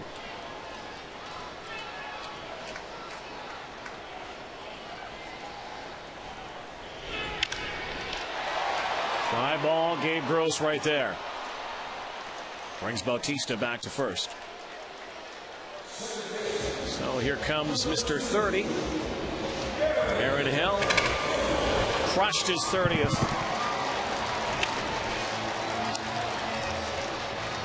Didn't know that he got all of it. Put his head down and started sprinting, and he can slow down right there. Aaron Hill, 30 home runs now and 82 driven in. Fantastic numbers for a number 2 hitter. He has been consistent all year long. He's in the top 5 in multi-hit games this year. And we were talking off air after he hit that home run, Rod, that you got to start touting him as comeback player of the year. Yeah, absolutely. You know, there's some other guys out there, but only played 55 games last season. Again, the concussion problems. If you would have seen Aaron Hill out here a year ago, and you would have thought, and somebody would have said to you, honestly, and you know about this guy. He's got so much grit. He's a ball player. Yep. Loves the game, wants to play. If you would have said, though, 30 home run season after this, no.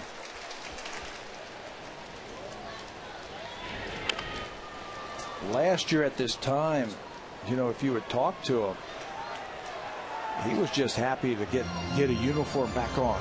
I mean, that's how it was. Headaches were problems last year for him. He had gained some weight because he couldn't work out. Could not do anything strenuous. He just kept getting dizzy.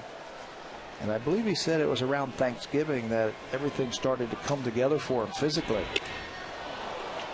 This time he goes down on strikes. By the way, Aaron Hill, first Blue Jay to hit 30 home runs in his season since 2006. Troy Gloss and Vernon Wells did that. Wells led the Blue Jays last year with just 20 home runs. And in 07, Frank Thomas had 26. So 30 home runs, that's quite an accomplishment for a young man who, again, played very sparingly last year and had his season shut down in May. Do you know the criteria for comeback player of the year? I mean, if you play so many games, you don't qualify? We'll have to look that one up. But he was done by the end of May. And certainly think that qualifies you as a comeback player of the year. We'll see.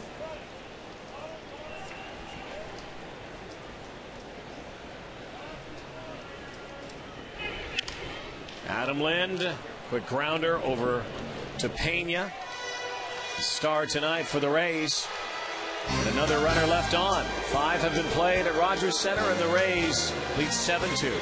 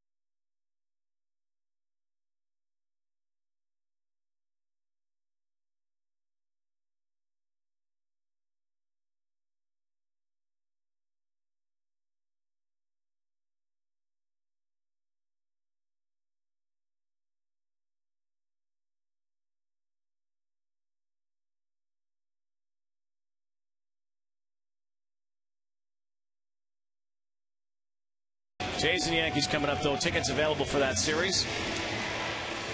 Log on to BlueJays.com. And Casey Janssen into the game now, takes over from Josh Renicky. Just his 11th game this season for Janssen. He's been battling some injury problems. Made a couple of starts this year. Moved to the bullpen. It picked up his first save of the season when he threw 2/3 of an inning against the Angels a couple of days ago. That was his first save since September 24th, 2007 against the New York Yankees. So Janssen in to get some work here in a 5-run game starting the 6th inning. Ben Zobrist gets his 4th at bat here in the 6th. Rays leading 7-2. Then Evan Longoria and Pat Burrell.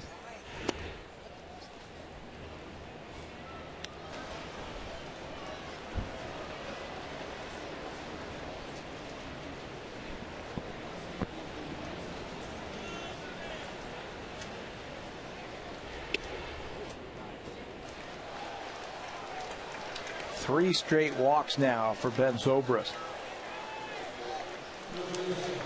And your reward for a 4-pitch walk, you get to face Evan Longoria. Longoria was the Rookie of the Year last year, unanimous Rookie of the Year. He received all 28 first-place votes. And he is topping what he did last year. He had 27 home runs last year as a rookie.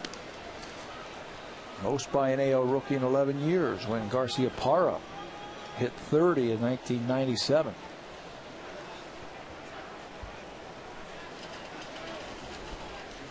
Longoria reaching on an error tonight. Popped out, struck out. The Rays look for win number 69 here in game 2 and would decide the series here. Game 3 of the series tomorrow night. Casey Janssen puts one across the plate.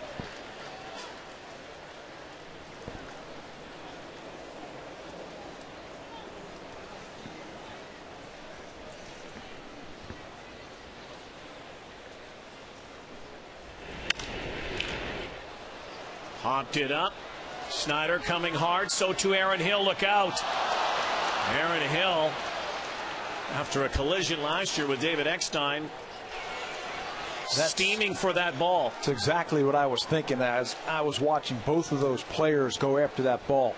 Both of them play the game so hard. They play it the right way. And they were coming hard to try and make the out. Snyder is playing Longoria to pull into right center field and deep, respecting the power that he has. Both of them had a long way to come, but it just falls harmlessly inside the right field foul line for a hit. That's now 9 hits for the Rays. They are starting to swing the bat like they did last year.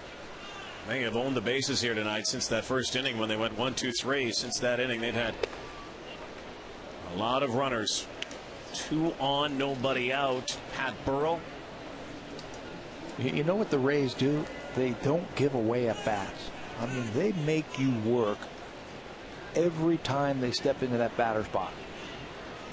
How many times have you seen in blowouts batters just give away at bats? You know, saying, oh, hey, I've got my 3 hits here tonight. And, you know, they swing at the first pitch and they make an out, and that's all right, I'll get them tomorrow. You know, we're winning by 7 runs or whatever it is. I don't see that from this team. And it all starts with Joe Maddon.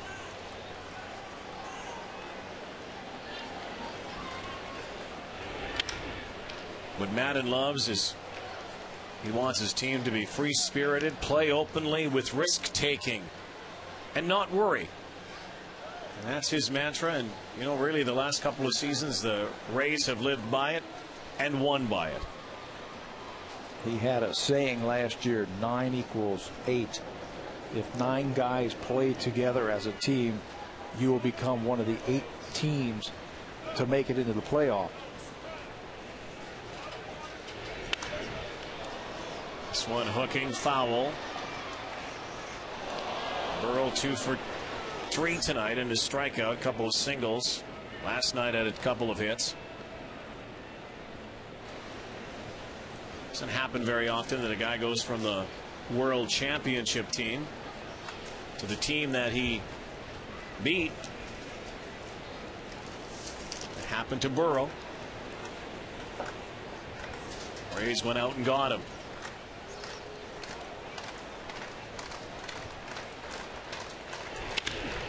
Ground ball. Trying to get 2 here. They do. Silvers goes to third. And the twin kill. 6-4-3. You know, Blackie, that happened recently when you talk about a player that left the World Series team and went to the team that beat him. You only have to go back to 2004, 2005 when Edgar Renteria left the Cardinals and went to the Red Sox.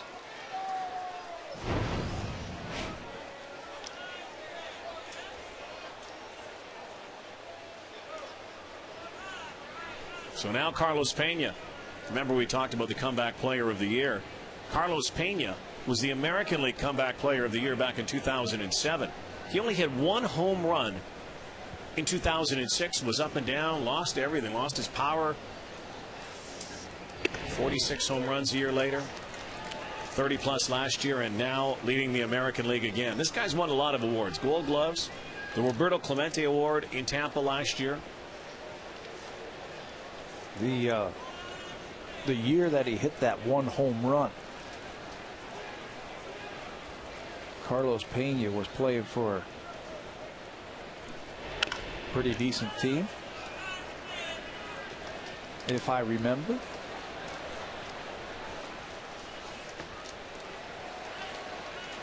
The Boston Red Sox. The Red Sox had him and released him after 2006. 1 home run, 3 RBIs. Only had 33 games for Boston. I think they might want to have him back right now.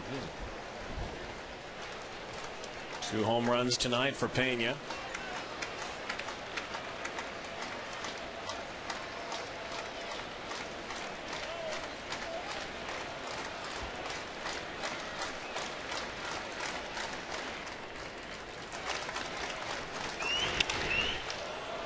Shift works. Marco Scutaro on the right side of that infield makes the play. Nothing across for the Rays here in this inning. Lyle Overbay, Vernon Wells, Randy Ruiz coming up for Toronto.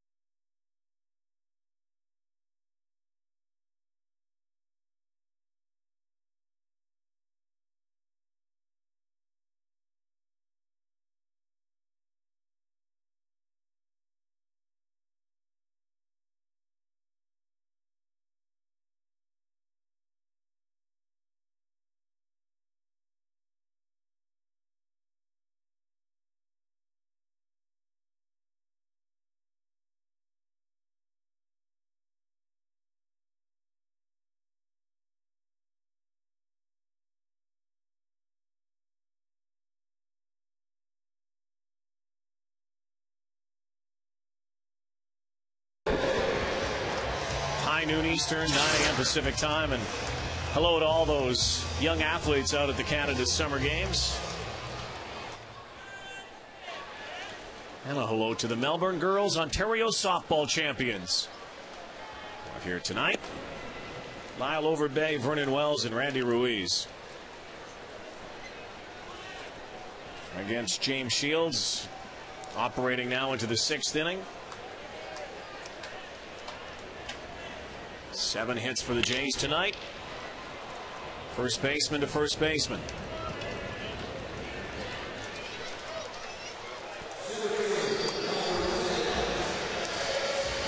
I have played on teams that are going through or went through what the Blue Jays are going through right now, where anything you do is wrong.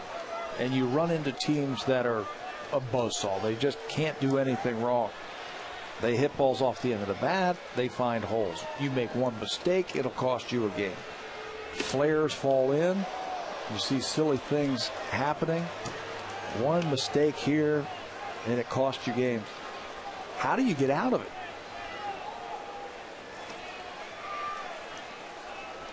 Tough to come to the ballpark when you are playing the way the Jays are playing. You know, and I don't think there's any definition for it. Over trying, but sometimes, you know, that happens. You're a little too aggressive, and it just happens. You know, and unfortunately for the Blue Jays, we've had to bear witness to this the last few seasons, where they've gone into these funks.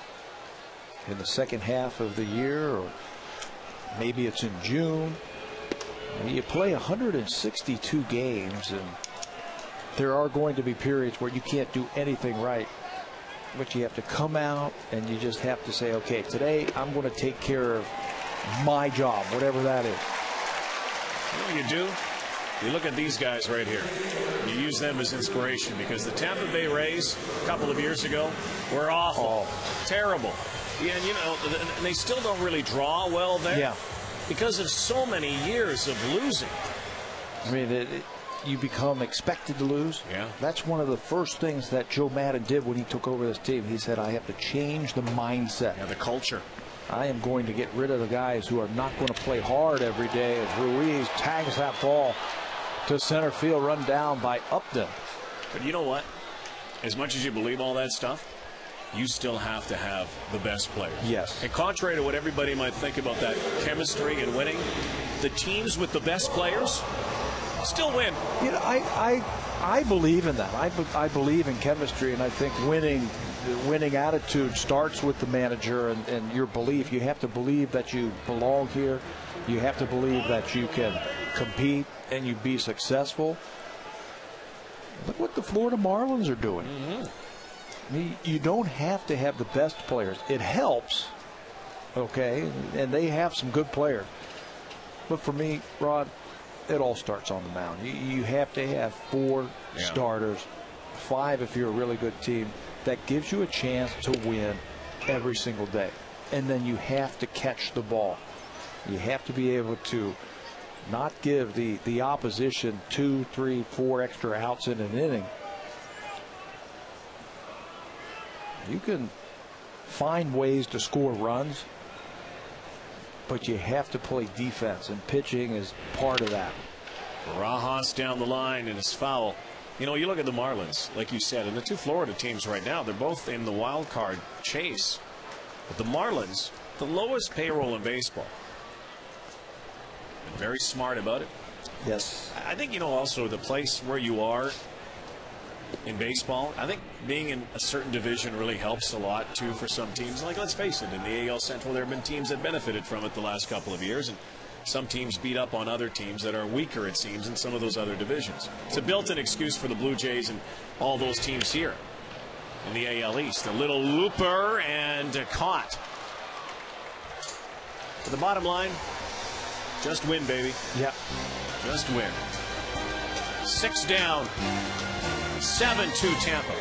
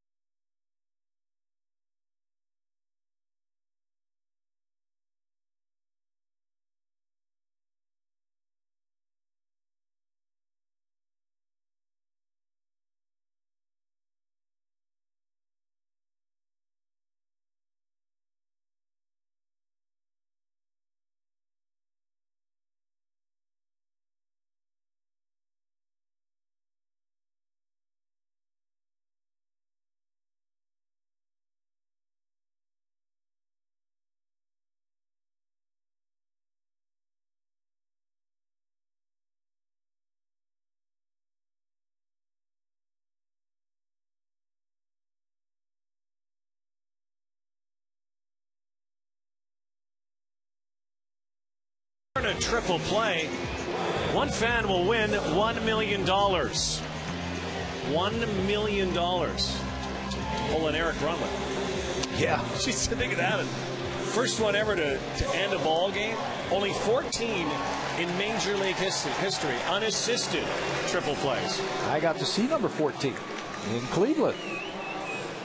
Asdrubal Cabrera last year.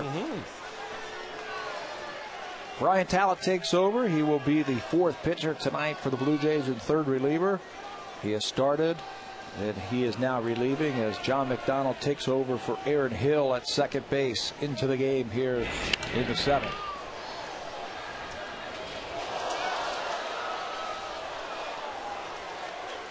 B.J. Upton, Deanna Navarro, and Gabe Kapler. By the way, you want a little tabby trivia for you here? A little tabby trivia. Yep. Throw it at you.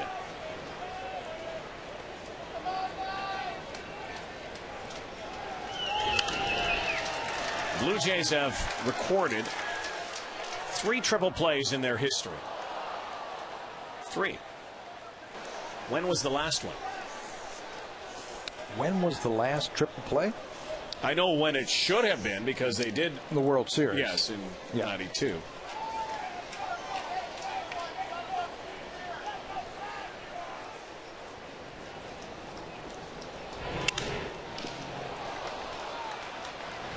Tough one to get. Safe at first. You see the speed of the sprinter Upton.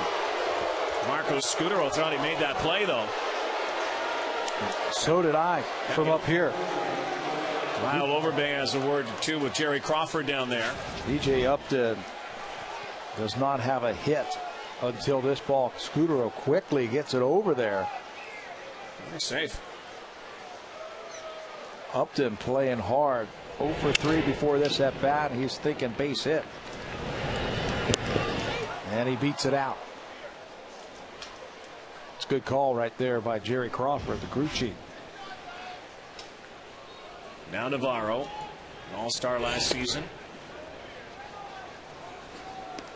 Guy who traditionally picks up his numbers in the second half of a season. Do you want me to just give you the answer? Because it's kind of obscure. It's not like you're going to know the date and time or anything. Well, you never know. Play, but you do. No. You usually get these right. Back on September 21st, 1979, that was the last time the Blue Jays pulled off a triple play. Bautista with a beauty. Over to McDonald. What a double play. Wow. Jose Bautista. You have to have good reactions if you're going to play on the corners in the major leagues. And Bautista with good reactions on a ball that is covered by Navarro to his left. And when he catches the ball, the hard part's over. Stabs at it, gets it, makes a good throw to McDonald, who turns the double play. Nicely done.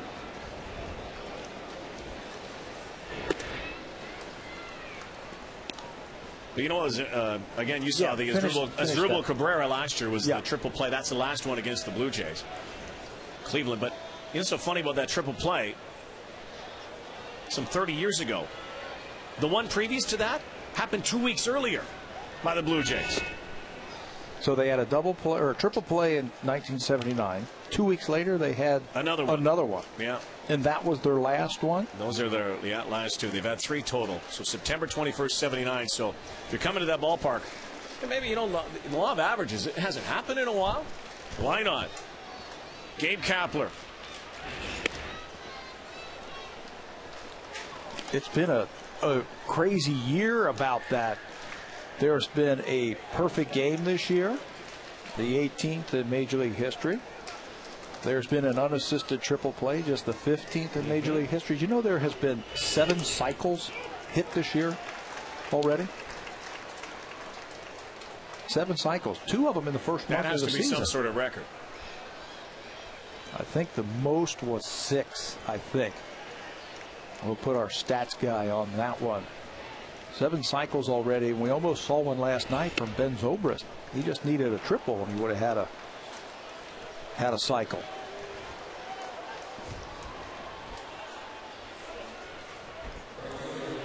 Again, 15 unassisted triple plays.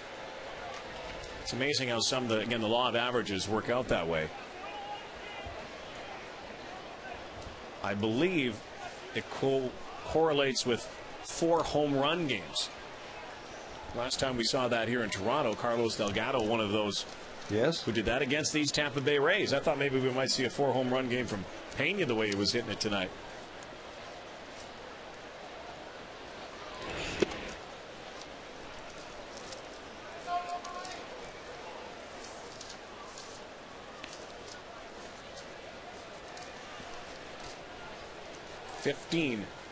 Four home run games in Major League history.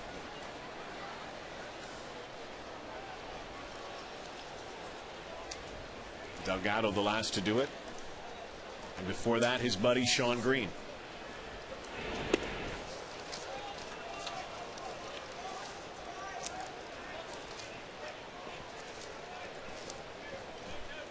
(7-2) Rays. Blue Jays again silenced in the 3rd inning on.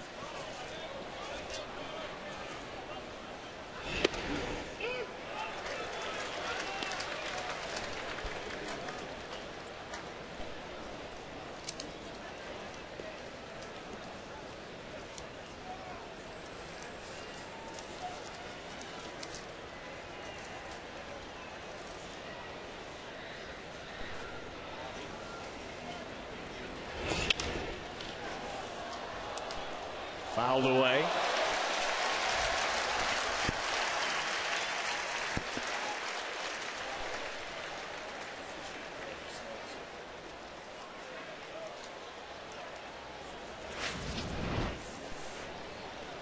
Well, let's take a look here. Here's a web gem. Oh, nice. Bare hand. No leather. Still got a sting. Down the line, and another souvenir over there. That fella. That's the hot spot down there. That's, if you want to catch a souvenir, you just got to keep your head up. Yeah, just wake up down there. Don't fall asleep.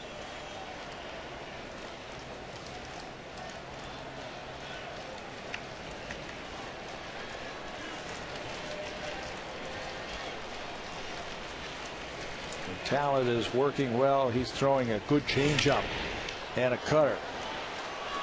Ball popped into center field and no man's land, but Vernon Wells calls him off for the 3rd out.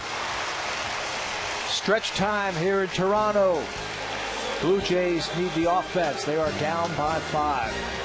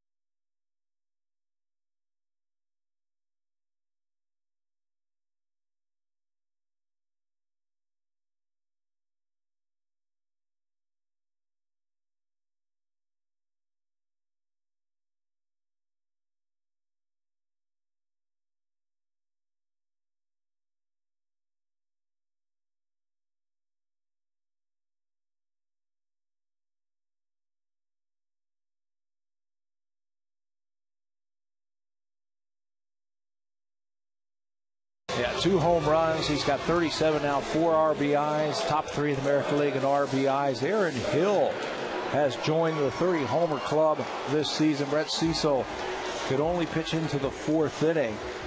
3 walks and 3 strikeouts, 6 runs given up by Cecil in his 3 innings plus of work. And that's the man right there who is the difference in this game with his 2 two-run home runs.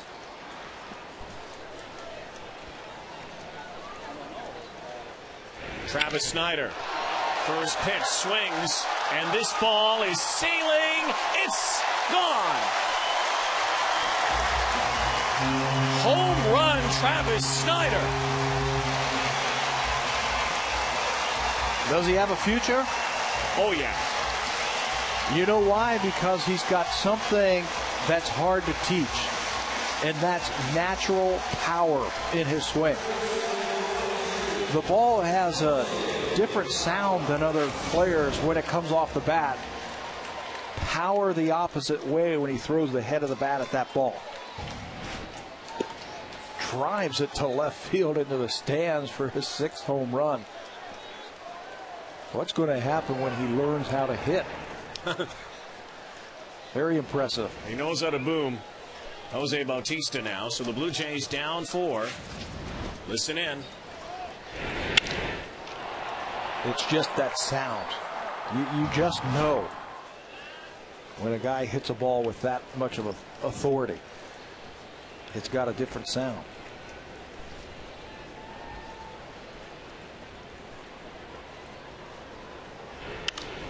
Bautista got under that. Pena calling for it. So Travis Snyder. Watch where this one lands. That's left windows. That's left center field. That reminds me of Carlos Delgado, the way he used to hit it from the left side. May not have seen a booming bat like Carlos from that left side. This kid's supplying it. I was talking to Brian Butterfield today, and I was asking him about Travis Snyder, and he said he's very coachable. He listens. He was talking to him yesterday about that throw, about get the cutoff man. I don't have a problem with you being aggressive, but hit the cutoff man. He goes, it won't happen again. I love that kind of attitude with young players. They're very sure of themselves.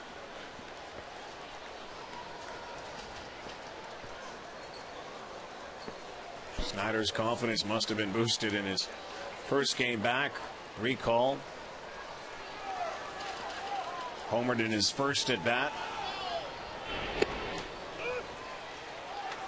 Couple of home runs in the last few days. And suddenly the Tampa Bay bullpen, Randy Choate, the lefty, Chad Bradford, right-hander, up and warming, just in case.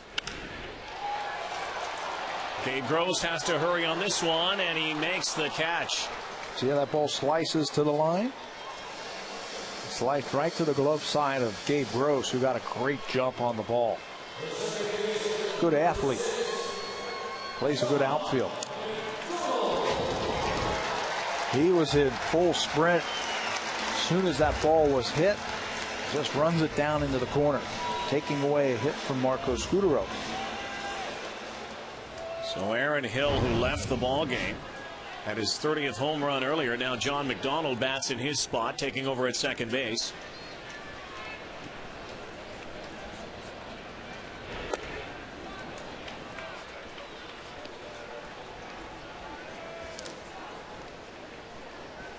One point, John McDonald the last couple of seasons was the everyday guy. Shortstop. And doesn't get in many games. Highlight film. Highlight every day. It's like Scott Rowland. We had a top 10 list with Johnny Mack last year and his best plays.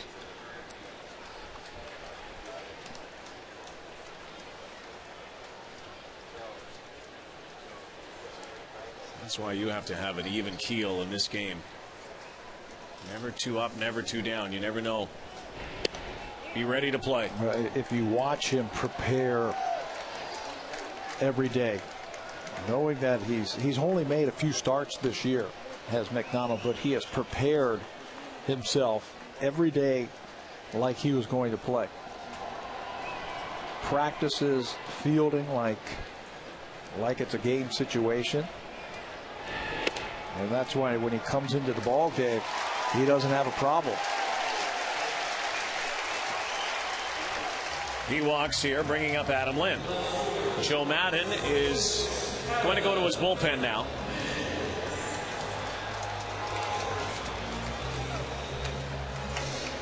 Randy Choate will come in. Left-hander will make his way to the hill. Good outing for James Shields. Only gives up a couple of home runs, 3 runs. 4-run lead. He leaves here in the bottom of the 7th.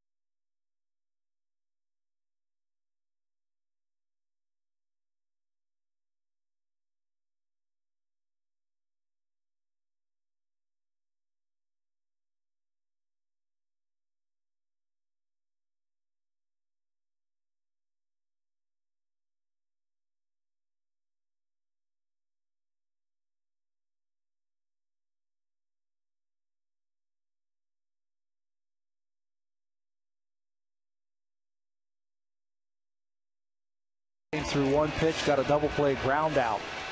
His numbers against left-handed batters this year have been so good. Opponents hitting .253. But if you break that down to lefties, Randy Choate has just given up 10 hits all year against left-handed batters for an average of 196. This is the situation that Joe Madden has used Choate in the last 5 games against the Blue Jays to come in and face Adam Lind. And then right behind him, Lyle Overbay.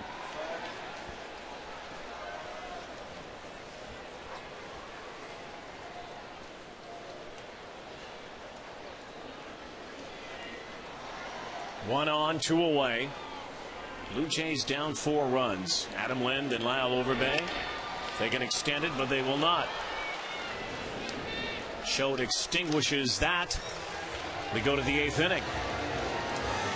Rays looking for win number 69. Travis Snyder, home run number 6.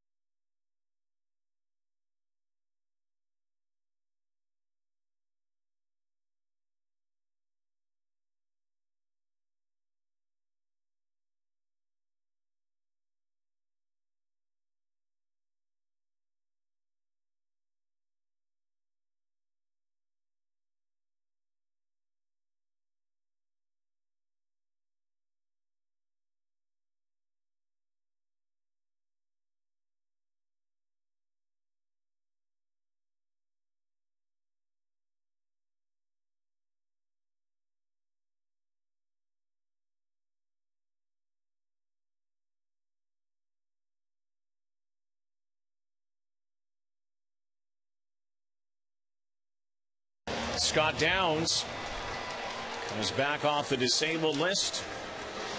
Back with the Toronto Blue Jays, comes into the ball game here in the 8th inning. Will make his first appearance. It's the first day of this month, but you have to go back to June when Scott Downs originally was injured. That was in Philadelphia in interleague play. When he gets in that bat, watch him come out of the box, kind of stubs his toe a little bit at obvious pain as he jogs down the first base line. Sprained his big toe. His spikes kind of caught in the batter's box, he was telling me, and he twisted his toe, had some problems. Wasn't the same when he came back off the disabled list. Pitched a game against Tampa Bay, had a walk-off win against them. He's back now, healthy, and his first action in about 3 weeks.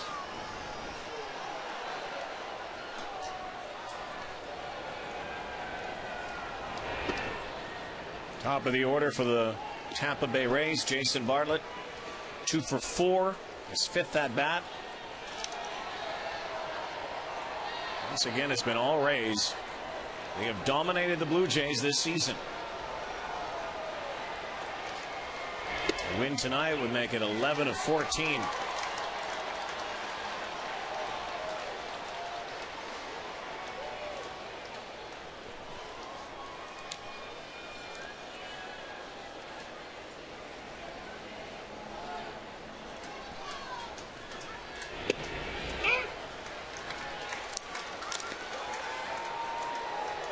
Downs comes out throwing strikes. Downs activated, and when Encarnacion put on the disabled list. And greeted rather rudely by Jason Bartlett. 2-strike pitch up the middle for a base hit. Third time tonight that he has reached base via the base hit. So his average keeps climbing. He started the day 3rd in the American League, behind Joe Mauer and Ichiro Suzuki. Curveball that hangs over the plate, and Bartlett stays hot.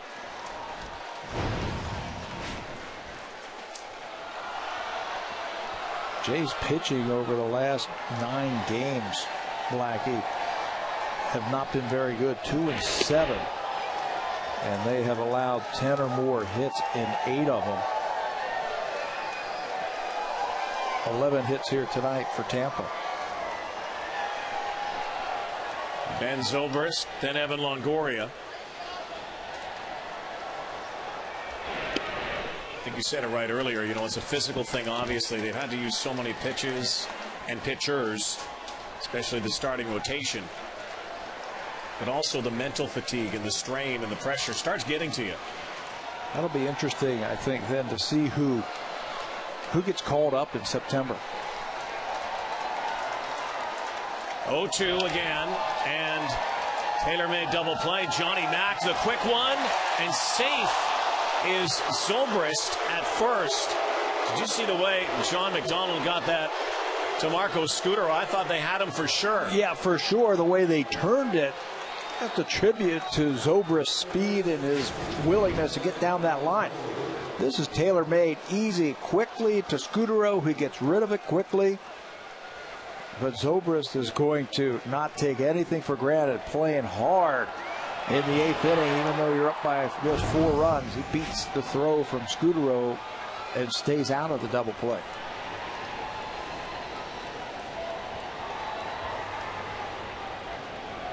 Now Evan Longoria.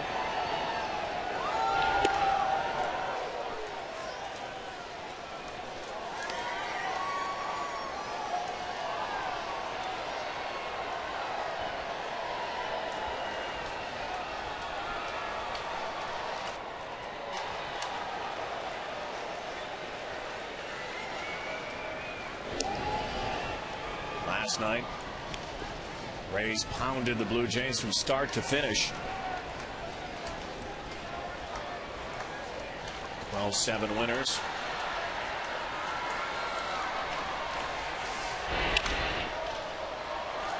Bautista, quick throw over and got him at second base. Oh, that one, I'll tell you, What do you think about that one from here? Zobrist looked like he was close to being safe. Well, it looked like John McDonald had pulled his foot. That throw was there, but it just looked like he pulled his foot a little bit.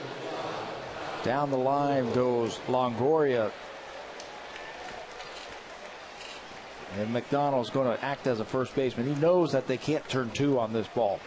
So you put the right foot on and you stretch as much as you can. This one will really tell here.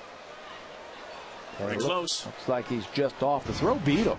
It just looked like he came off the bag a little bit too soon, but the Jays will take it.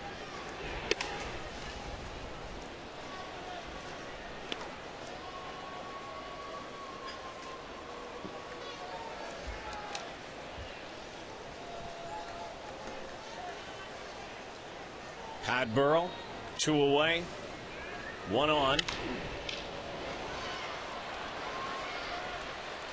Travis Snyder as we head to the bottom of the 8th. Snyder a home run tonight, so to Aaron Hill. Downs does the job. Up to the Blue Jay bats.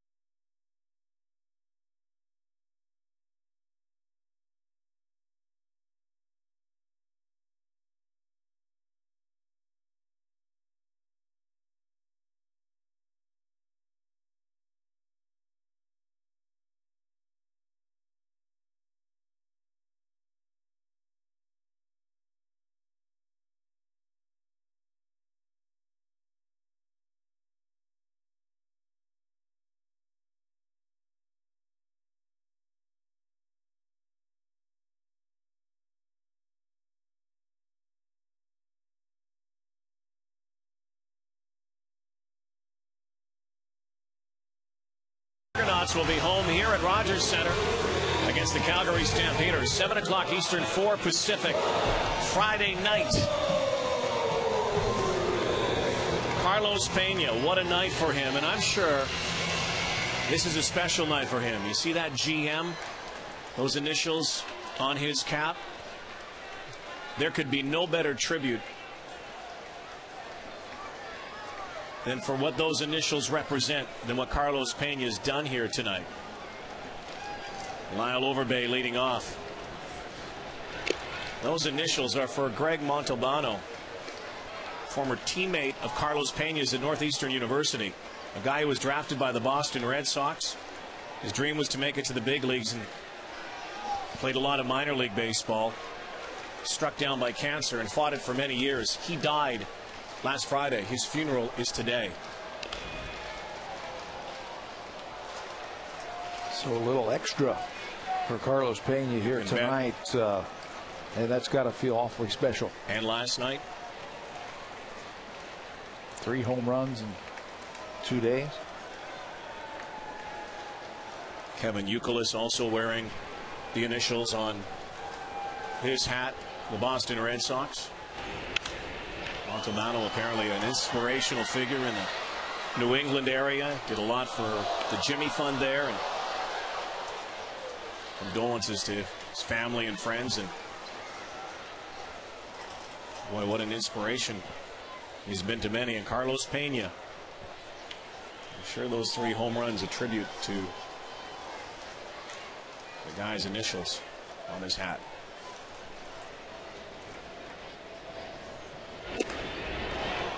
Down on strikes goes Lyle Overbay. This is what Joe Madden has done. He's brought in left-handers to do one thing, get left-handers out. Randy Choate comes in, gets Lind and now Overbay here to start the 8th inning with a strikeout. Joe Madden is out there quickly for another pitching change. Stay right there. We'll be right back.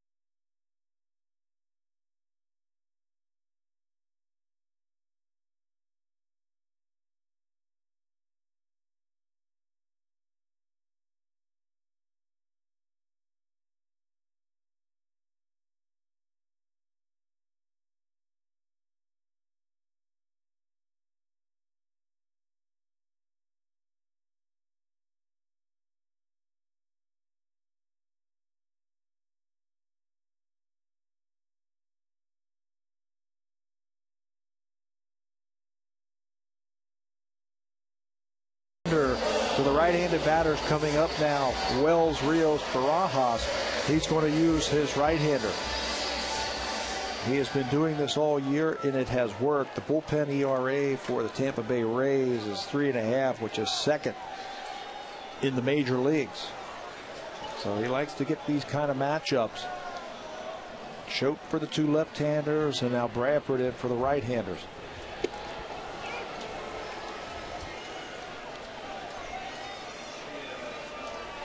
Brendan Wells, a base hit back in the 4th inning. Blue Jays can chip away here, get a couple.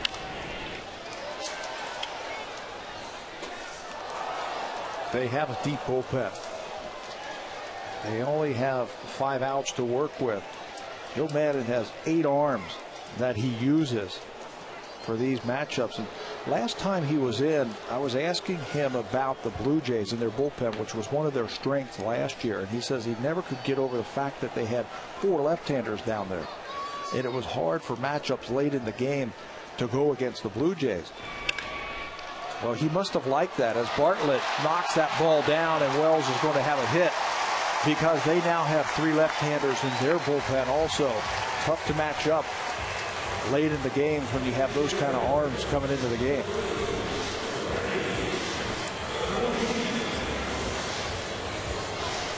Base hit for Vernon Wells. He stings it to Bartlett's left. He dives for it. Comes up on him a little bit. Hits him in the heel. And by that time, no chance. Randy Ruiz, 0 for 3 night. We've just grown so used to seeing Randy Ruiz on base here since he came up from AAA.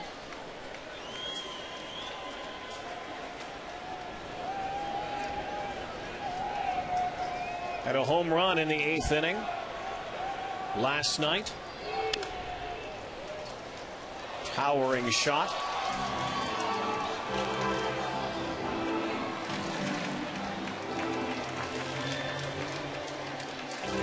Made the score 9-7 at the time, but then Tampa Bay added 3 more in the 9th to seal it. The 0-2. You can see Bradford can be tough just from where he comes from down under like that. He had the highest ground ball to fly ball ratio of any reliever last year in all of baseball. 4 ground balls for every fly ball hit. You can see why when he comes under like that, it makes you stay on top of it, which Ruiz cannot do. So what looks like a hitless night for Randy Ruiz.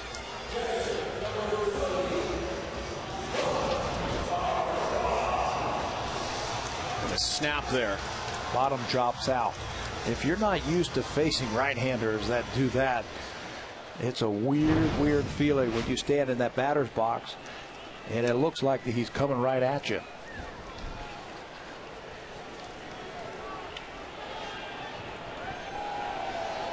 One for 3 night for the guy with the grand slam last night, Rod Barajas. 2 away here in the 8th.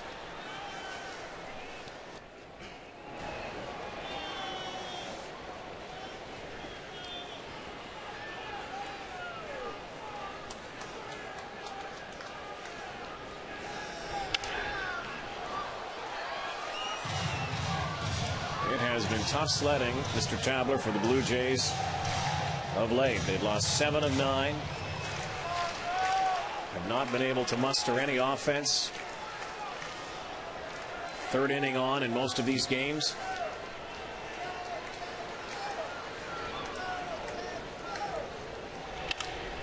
Trying to get out of this funk. Jordan Wells will stay there, station to station.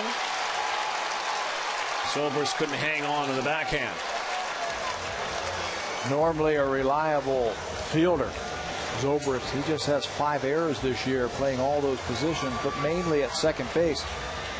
He looked like he was in position to make the play. Can't come up with it. It'll go as a hit for Barajas, and with left-handed power coming up. Let's take a look at the replay first. Zobrist in position, reaches for the ball but can't get it. I wonder if hitting the seam might have jarred that ball a little bit, but Bradford's done. They go to another one of those lefties in the pen. Ryan Schaus takes over.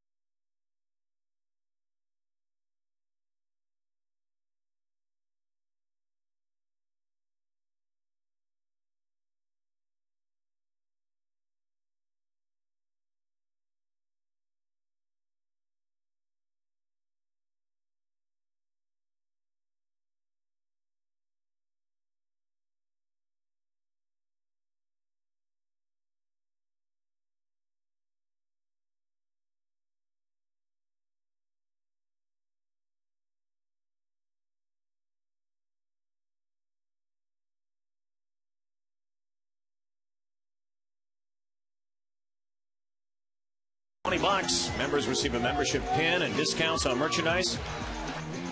Join the Blue Jay Fan Club, 416-341-1455 or bluejays.com/fan club. Now 2 away. The kid returns to the plate. Lefty on lefty.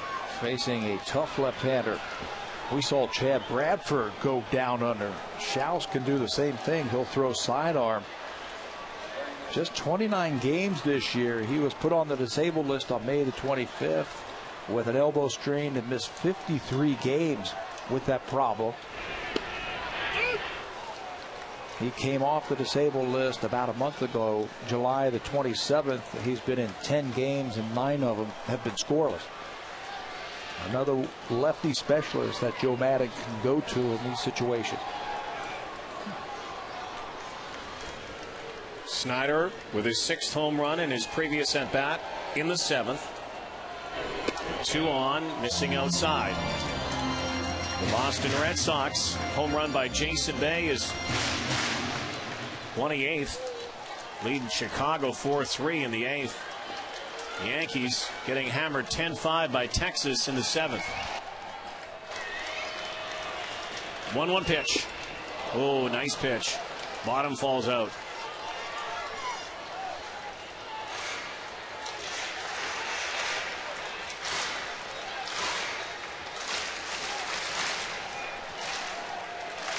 He has not faced Schaus before. Schaus has been around a long time. And he keeps throwing him breaking balls. Schaus comes in, does the job. 2 left stranded. Snyder strikes out. We head to the 9th inning. The guy who's hit 2 home runs tonight will lead off. Carlos Pena when we come back.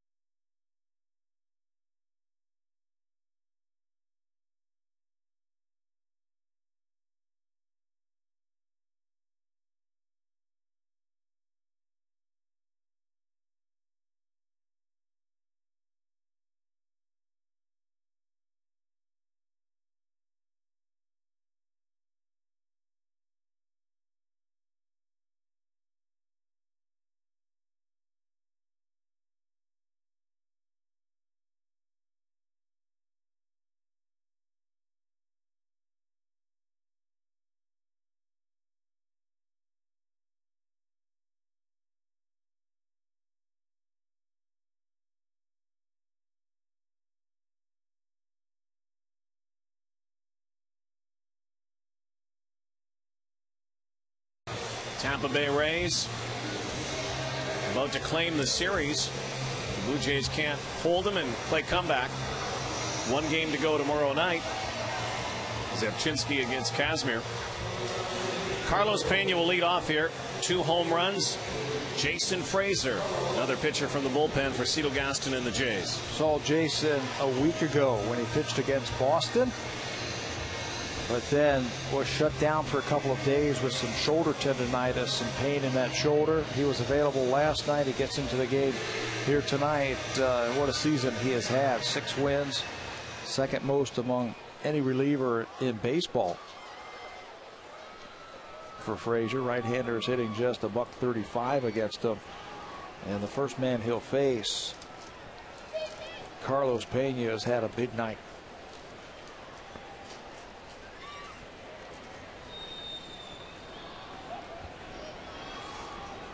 Two home runs, and again we talked earlier about his good friend Greg Montalbano, who passed away. Carlos Pena went to Northeastern University, where Montalbano was there as well. Studied electrical engineering. Just smart guy. Again, the GM on his cap, fouled away. I know something. Kevin Youkilis, again, a good friend, played with Montalbano in the minors. The other day, he hit 2 home runs the day after Montalbano had died. Against the Yankees. A.J. Burnett, Saturday. I don't know if you saw the highlights. He pointed to the sky as he was coming at home plate, and it was a tribute again to their late buddy.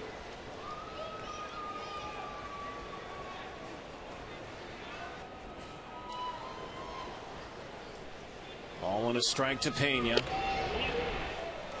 He's hit some rockets here the last couple of nights. All to right field. Last night off of Roy Halladay. I mean, as soon as he hit them, you knew where they were going. Right. They weren't those high fly balls that just land in the bullpen. They were in second deck, both of them tonight. Frazier with some mustard on that fastball, the upper part of the strike zone, 94 miles an hour. Good power hitters, left-handed. Good place to throw the ball is right above their hands.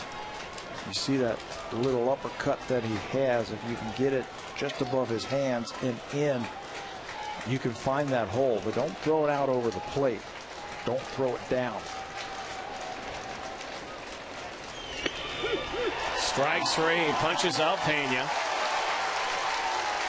Well, the two things that he does best, or at least leads in, one being walks, did not walk tonight, strikes out a lot, but also homers a lot. He did both of those tonight, 2 strikeouts, 2 home runs. And both of them after a hard fastball, locks him up with a changeup. Cannot pull the trigger right on the inside corner, and he knows it. Bringing up B.J. Upton.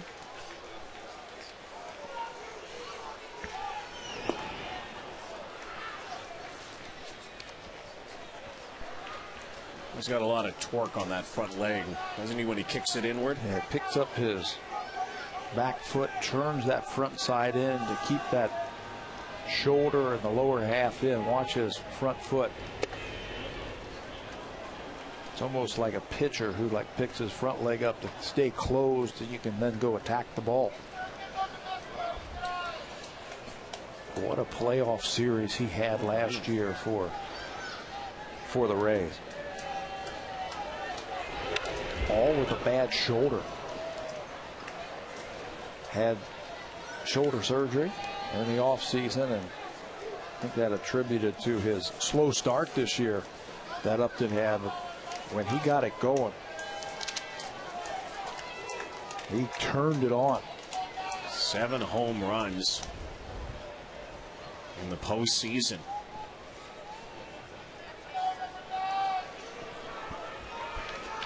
Considering he had 9 all season long.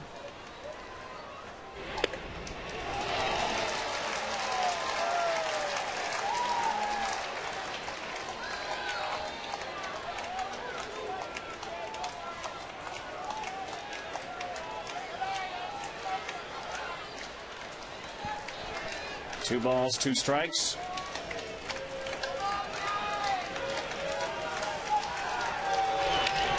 Fouled away. Melvin Emmanuel Upton. BJ's a nickname. Boss Man Jr. His father. His nickname is Boss Man. And that's where the BJ comes from. Had a slow start to the season, but in the month of June really turned it on. He was named American League Player of the Month for the month of June with a .324 average. That coming out of the leadoff spot where he spent 96 games. Strike 3, not even close. 93-mile-an-hour heater from Frazier. But it was the position where he threw it to B.J. Upton. Fastball right on the outside part of the plate. There's not a lot you can do with that pitch. Throws it right by him for a second strikeout.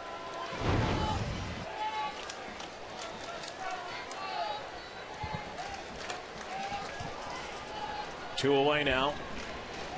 Deanna Navarro. A couple of walks tonight, a run scored.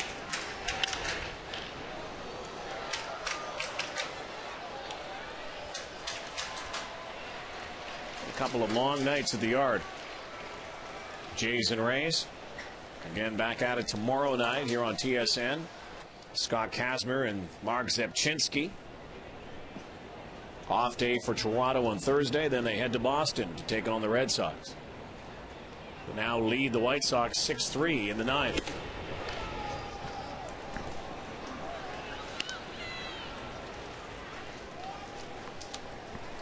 So as much as Tampa Bay can do, and they keep rolling up the wins and wins. Hey, somebody is not going to make the playoffs who is a good team.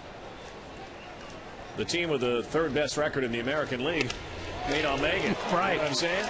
Could happen. The perils of being in this penthouse division. You know, it could be two teams. You know, if Boston leads the wild card over Texas and Tampa, only one of those teams are going to make it. Unless there's a collapse from the Yankees or the Angels. The AL Central is a far way off from being determined. Rays have 8 games left with Baltimore, 7 with the Yankees, 7 with Detroit, 6 with Boston, 3 with Texas, 2 with Seattle, and 4 more with the Jays. From here on out, the toughest schedule belongs to the Blue Jays. Yeah. They have the hardest schedule, winning percentage wise. The 5th is Tampa, so it's not going to be easy for the Rays if they're going to repeat and get into the playoffs. This is a time where you really have to step on the gas.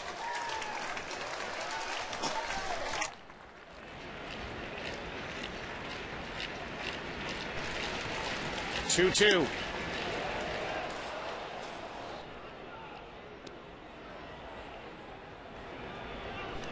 Now 3 balls and 2 strikes.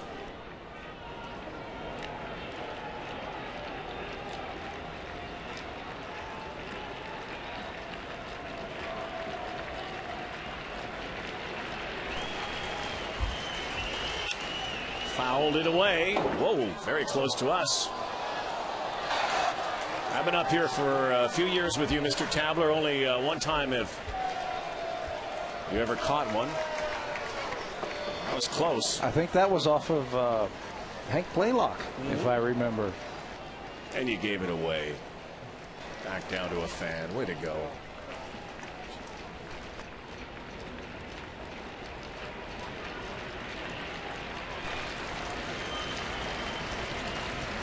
Three-two again.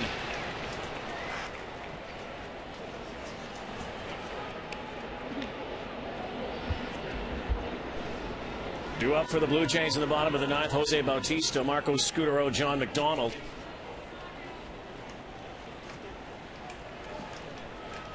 Long way to come back here, down 4 though.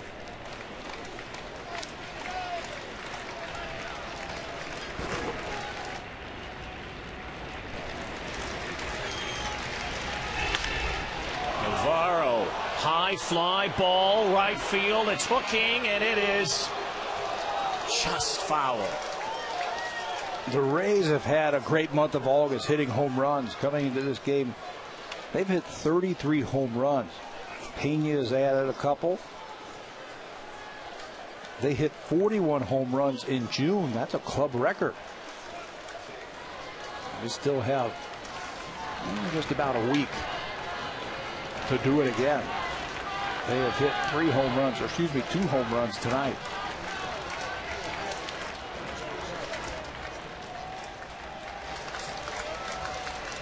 Three-two. Hopped up just over the Blue Jay dugout, and another souvenir. Scramble for it. That lucky young fella. Yeah, stick around long enough. There's going to be room to catch a foul ball. Saw that a little bit last night again, kind of an inconsequential 9th inning, and Rays had a big lead, but all those kids hanging out, and that's what it's about when you're a kid. Just come down to the ballpark, and no matter what's going on in the field, you have a chance to get a ball or have a good moment, something to remember.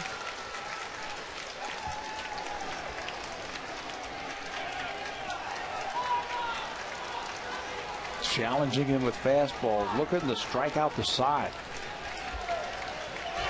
Got him. There it is. Strikes out the side. Blue Jays needed a lot of that early on. They get it late. Too late. Last call now for Toronto. Bottom of the 9th. Straight up. Down 4.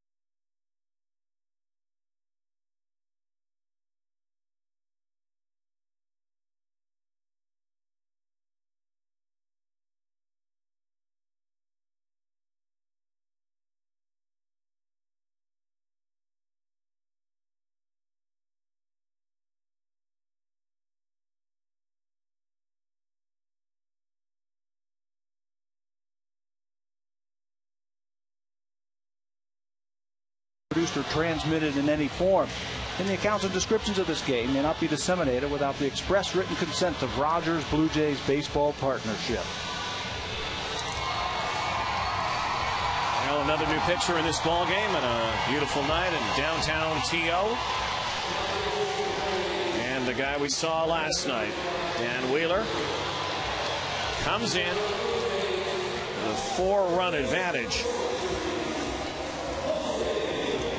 Jose Bautista, then Marco Scutero, John McDonald.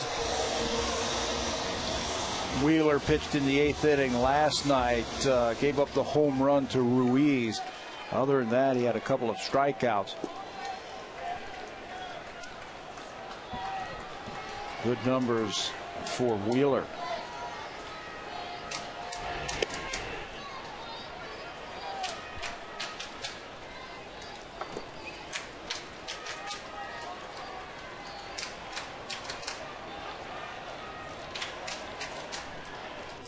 Bautista 1 for 3.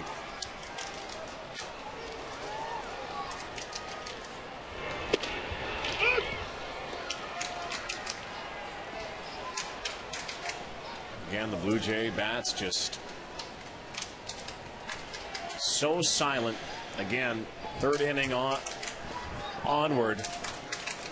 They had a home run from Ruiz last night for 1 run after 3 innings, and they had a home run tonight by Snyder, and that's it. But they're not putting guys on base. Right. Not getting into situations to drive runs in. They had a couple of runners on last inning, but the bullpen struck out the side from 3 different relievers. That's how Joe Madden uses it. Choate got a strikeout against Overbay. Ruiz struck out against Bradford, and then Schaus struck out Snyder. Here's the 4th reliever, Wheeler, who has been good against right-handed batters this year. He puts his relievers in situations where they can succeed. He has the 2nd lowest batting average against righties in the American League. Oh, and he says he went around Scott Berry, home plate umpire, Jerry Crawford, first base umpire. He went for the appeal. Let's see. Looked like he did.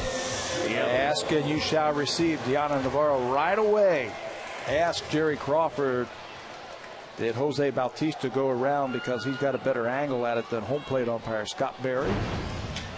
And that's now 4 strikeouts by the relievers in the last inning and a third. Marco Scutero 1 for 4.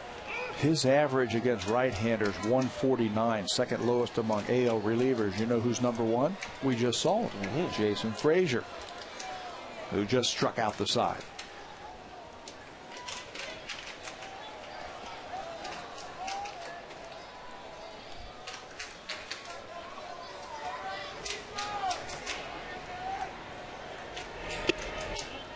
Blue Jays do spank out double-digit hits tonight.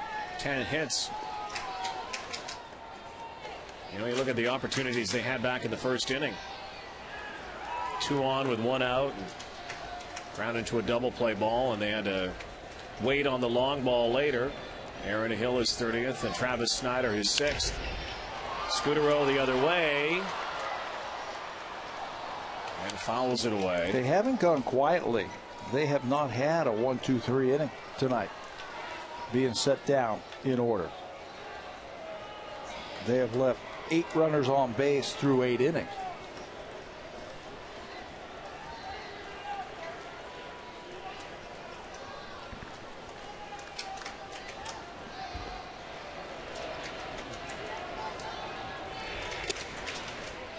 Bounces one to Navarro.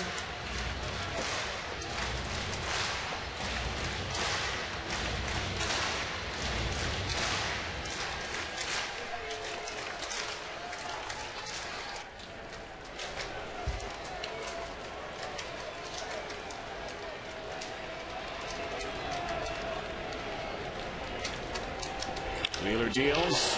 Popped up high, fly ball.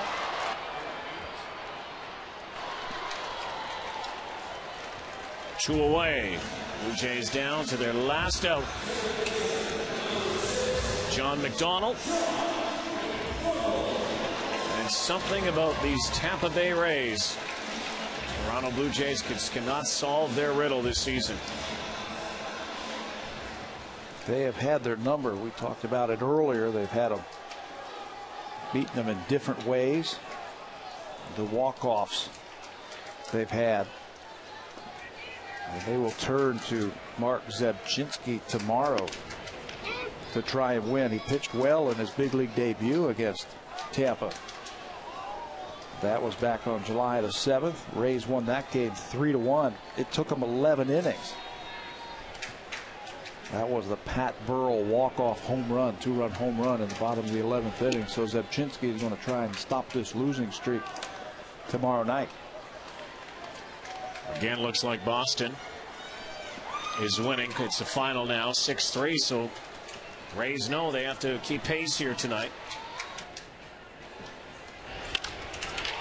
Johnny Mack, fly ball, and Upton tracks it down. That's the final out. And the Jays go quietly again here into the night. 7-3 the final. The Ring of Fire Tour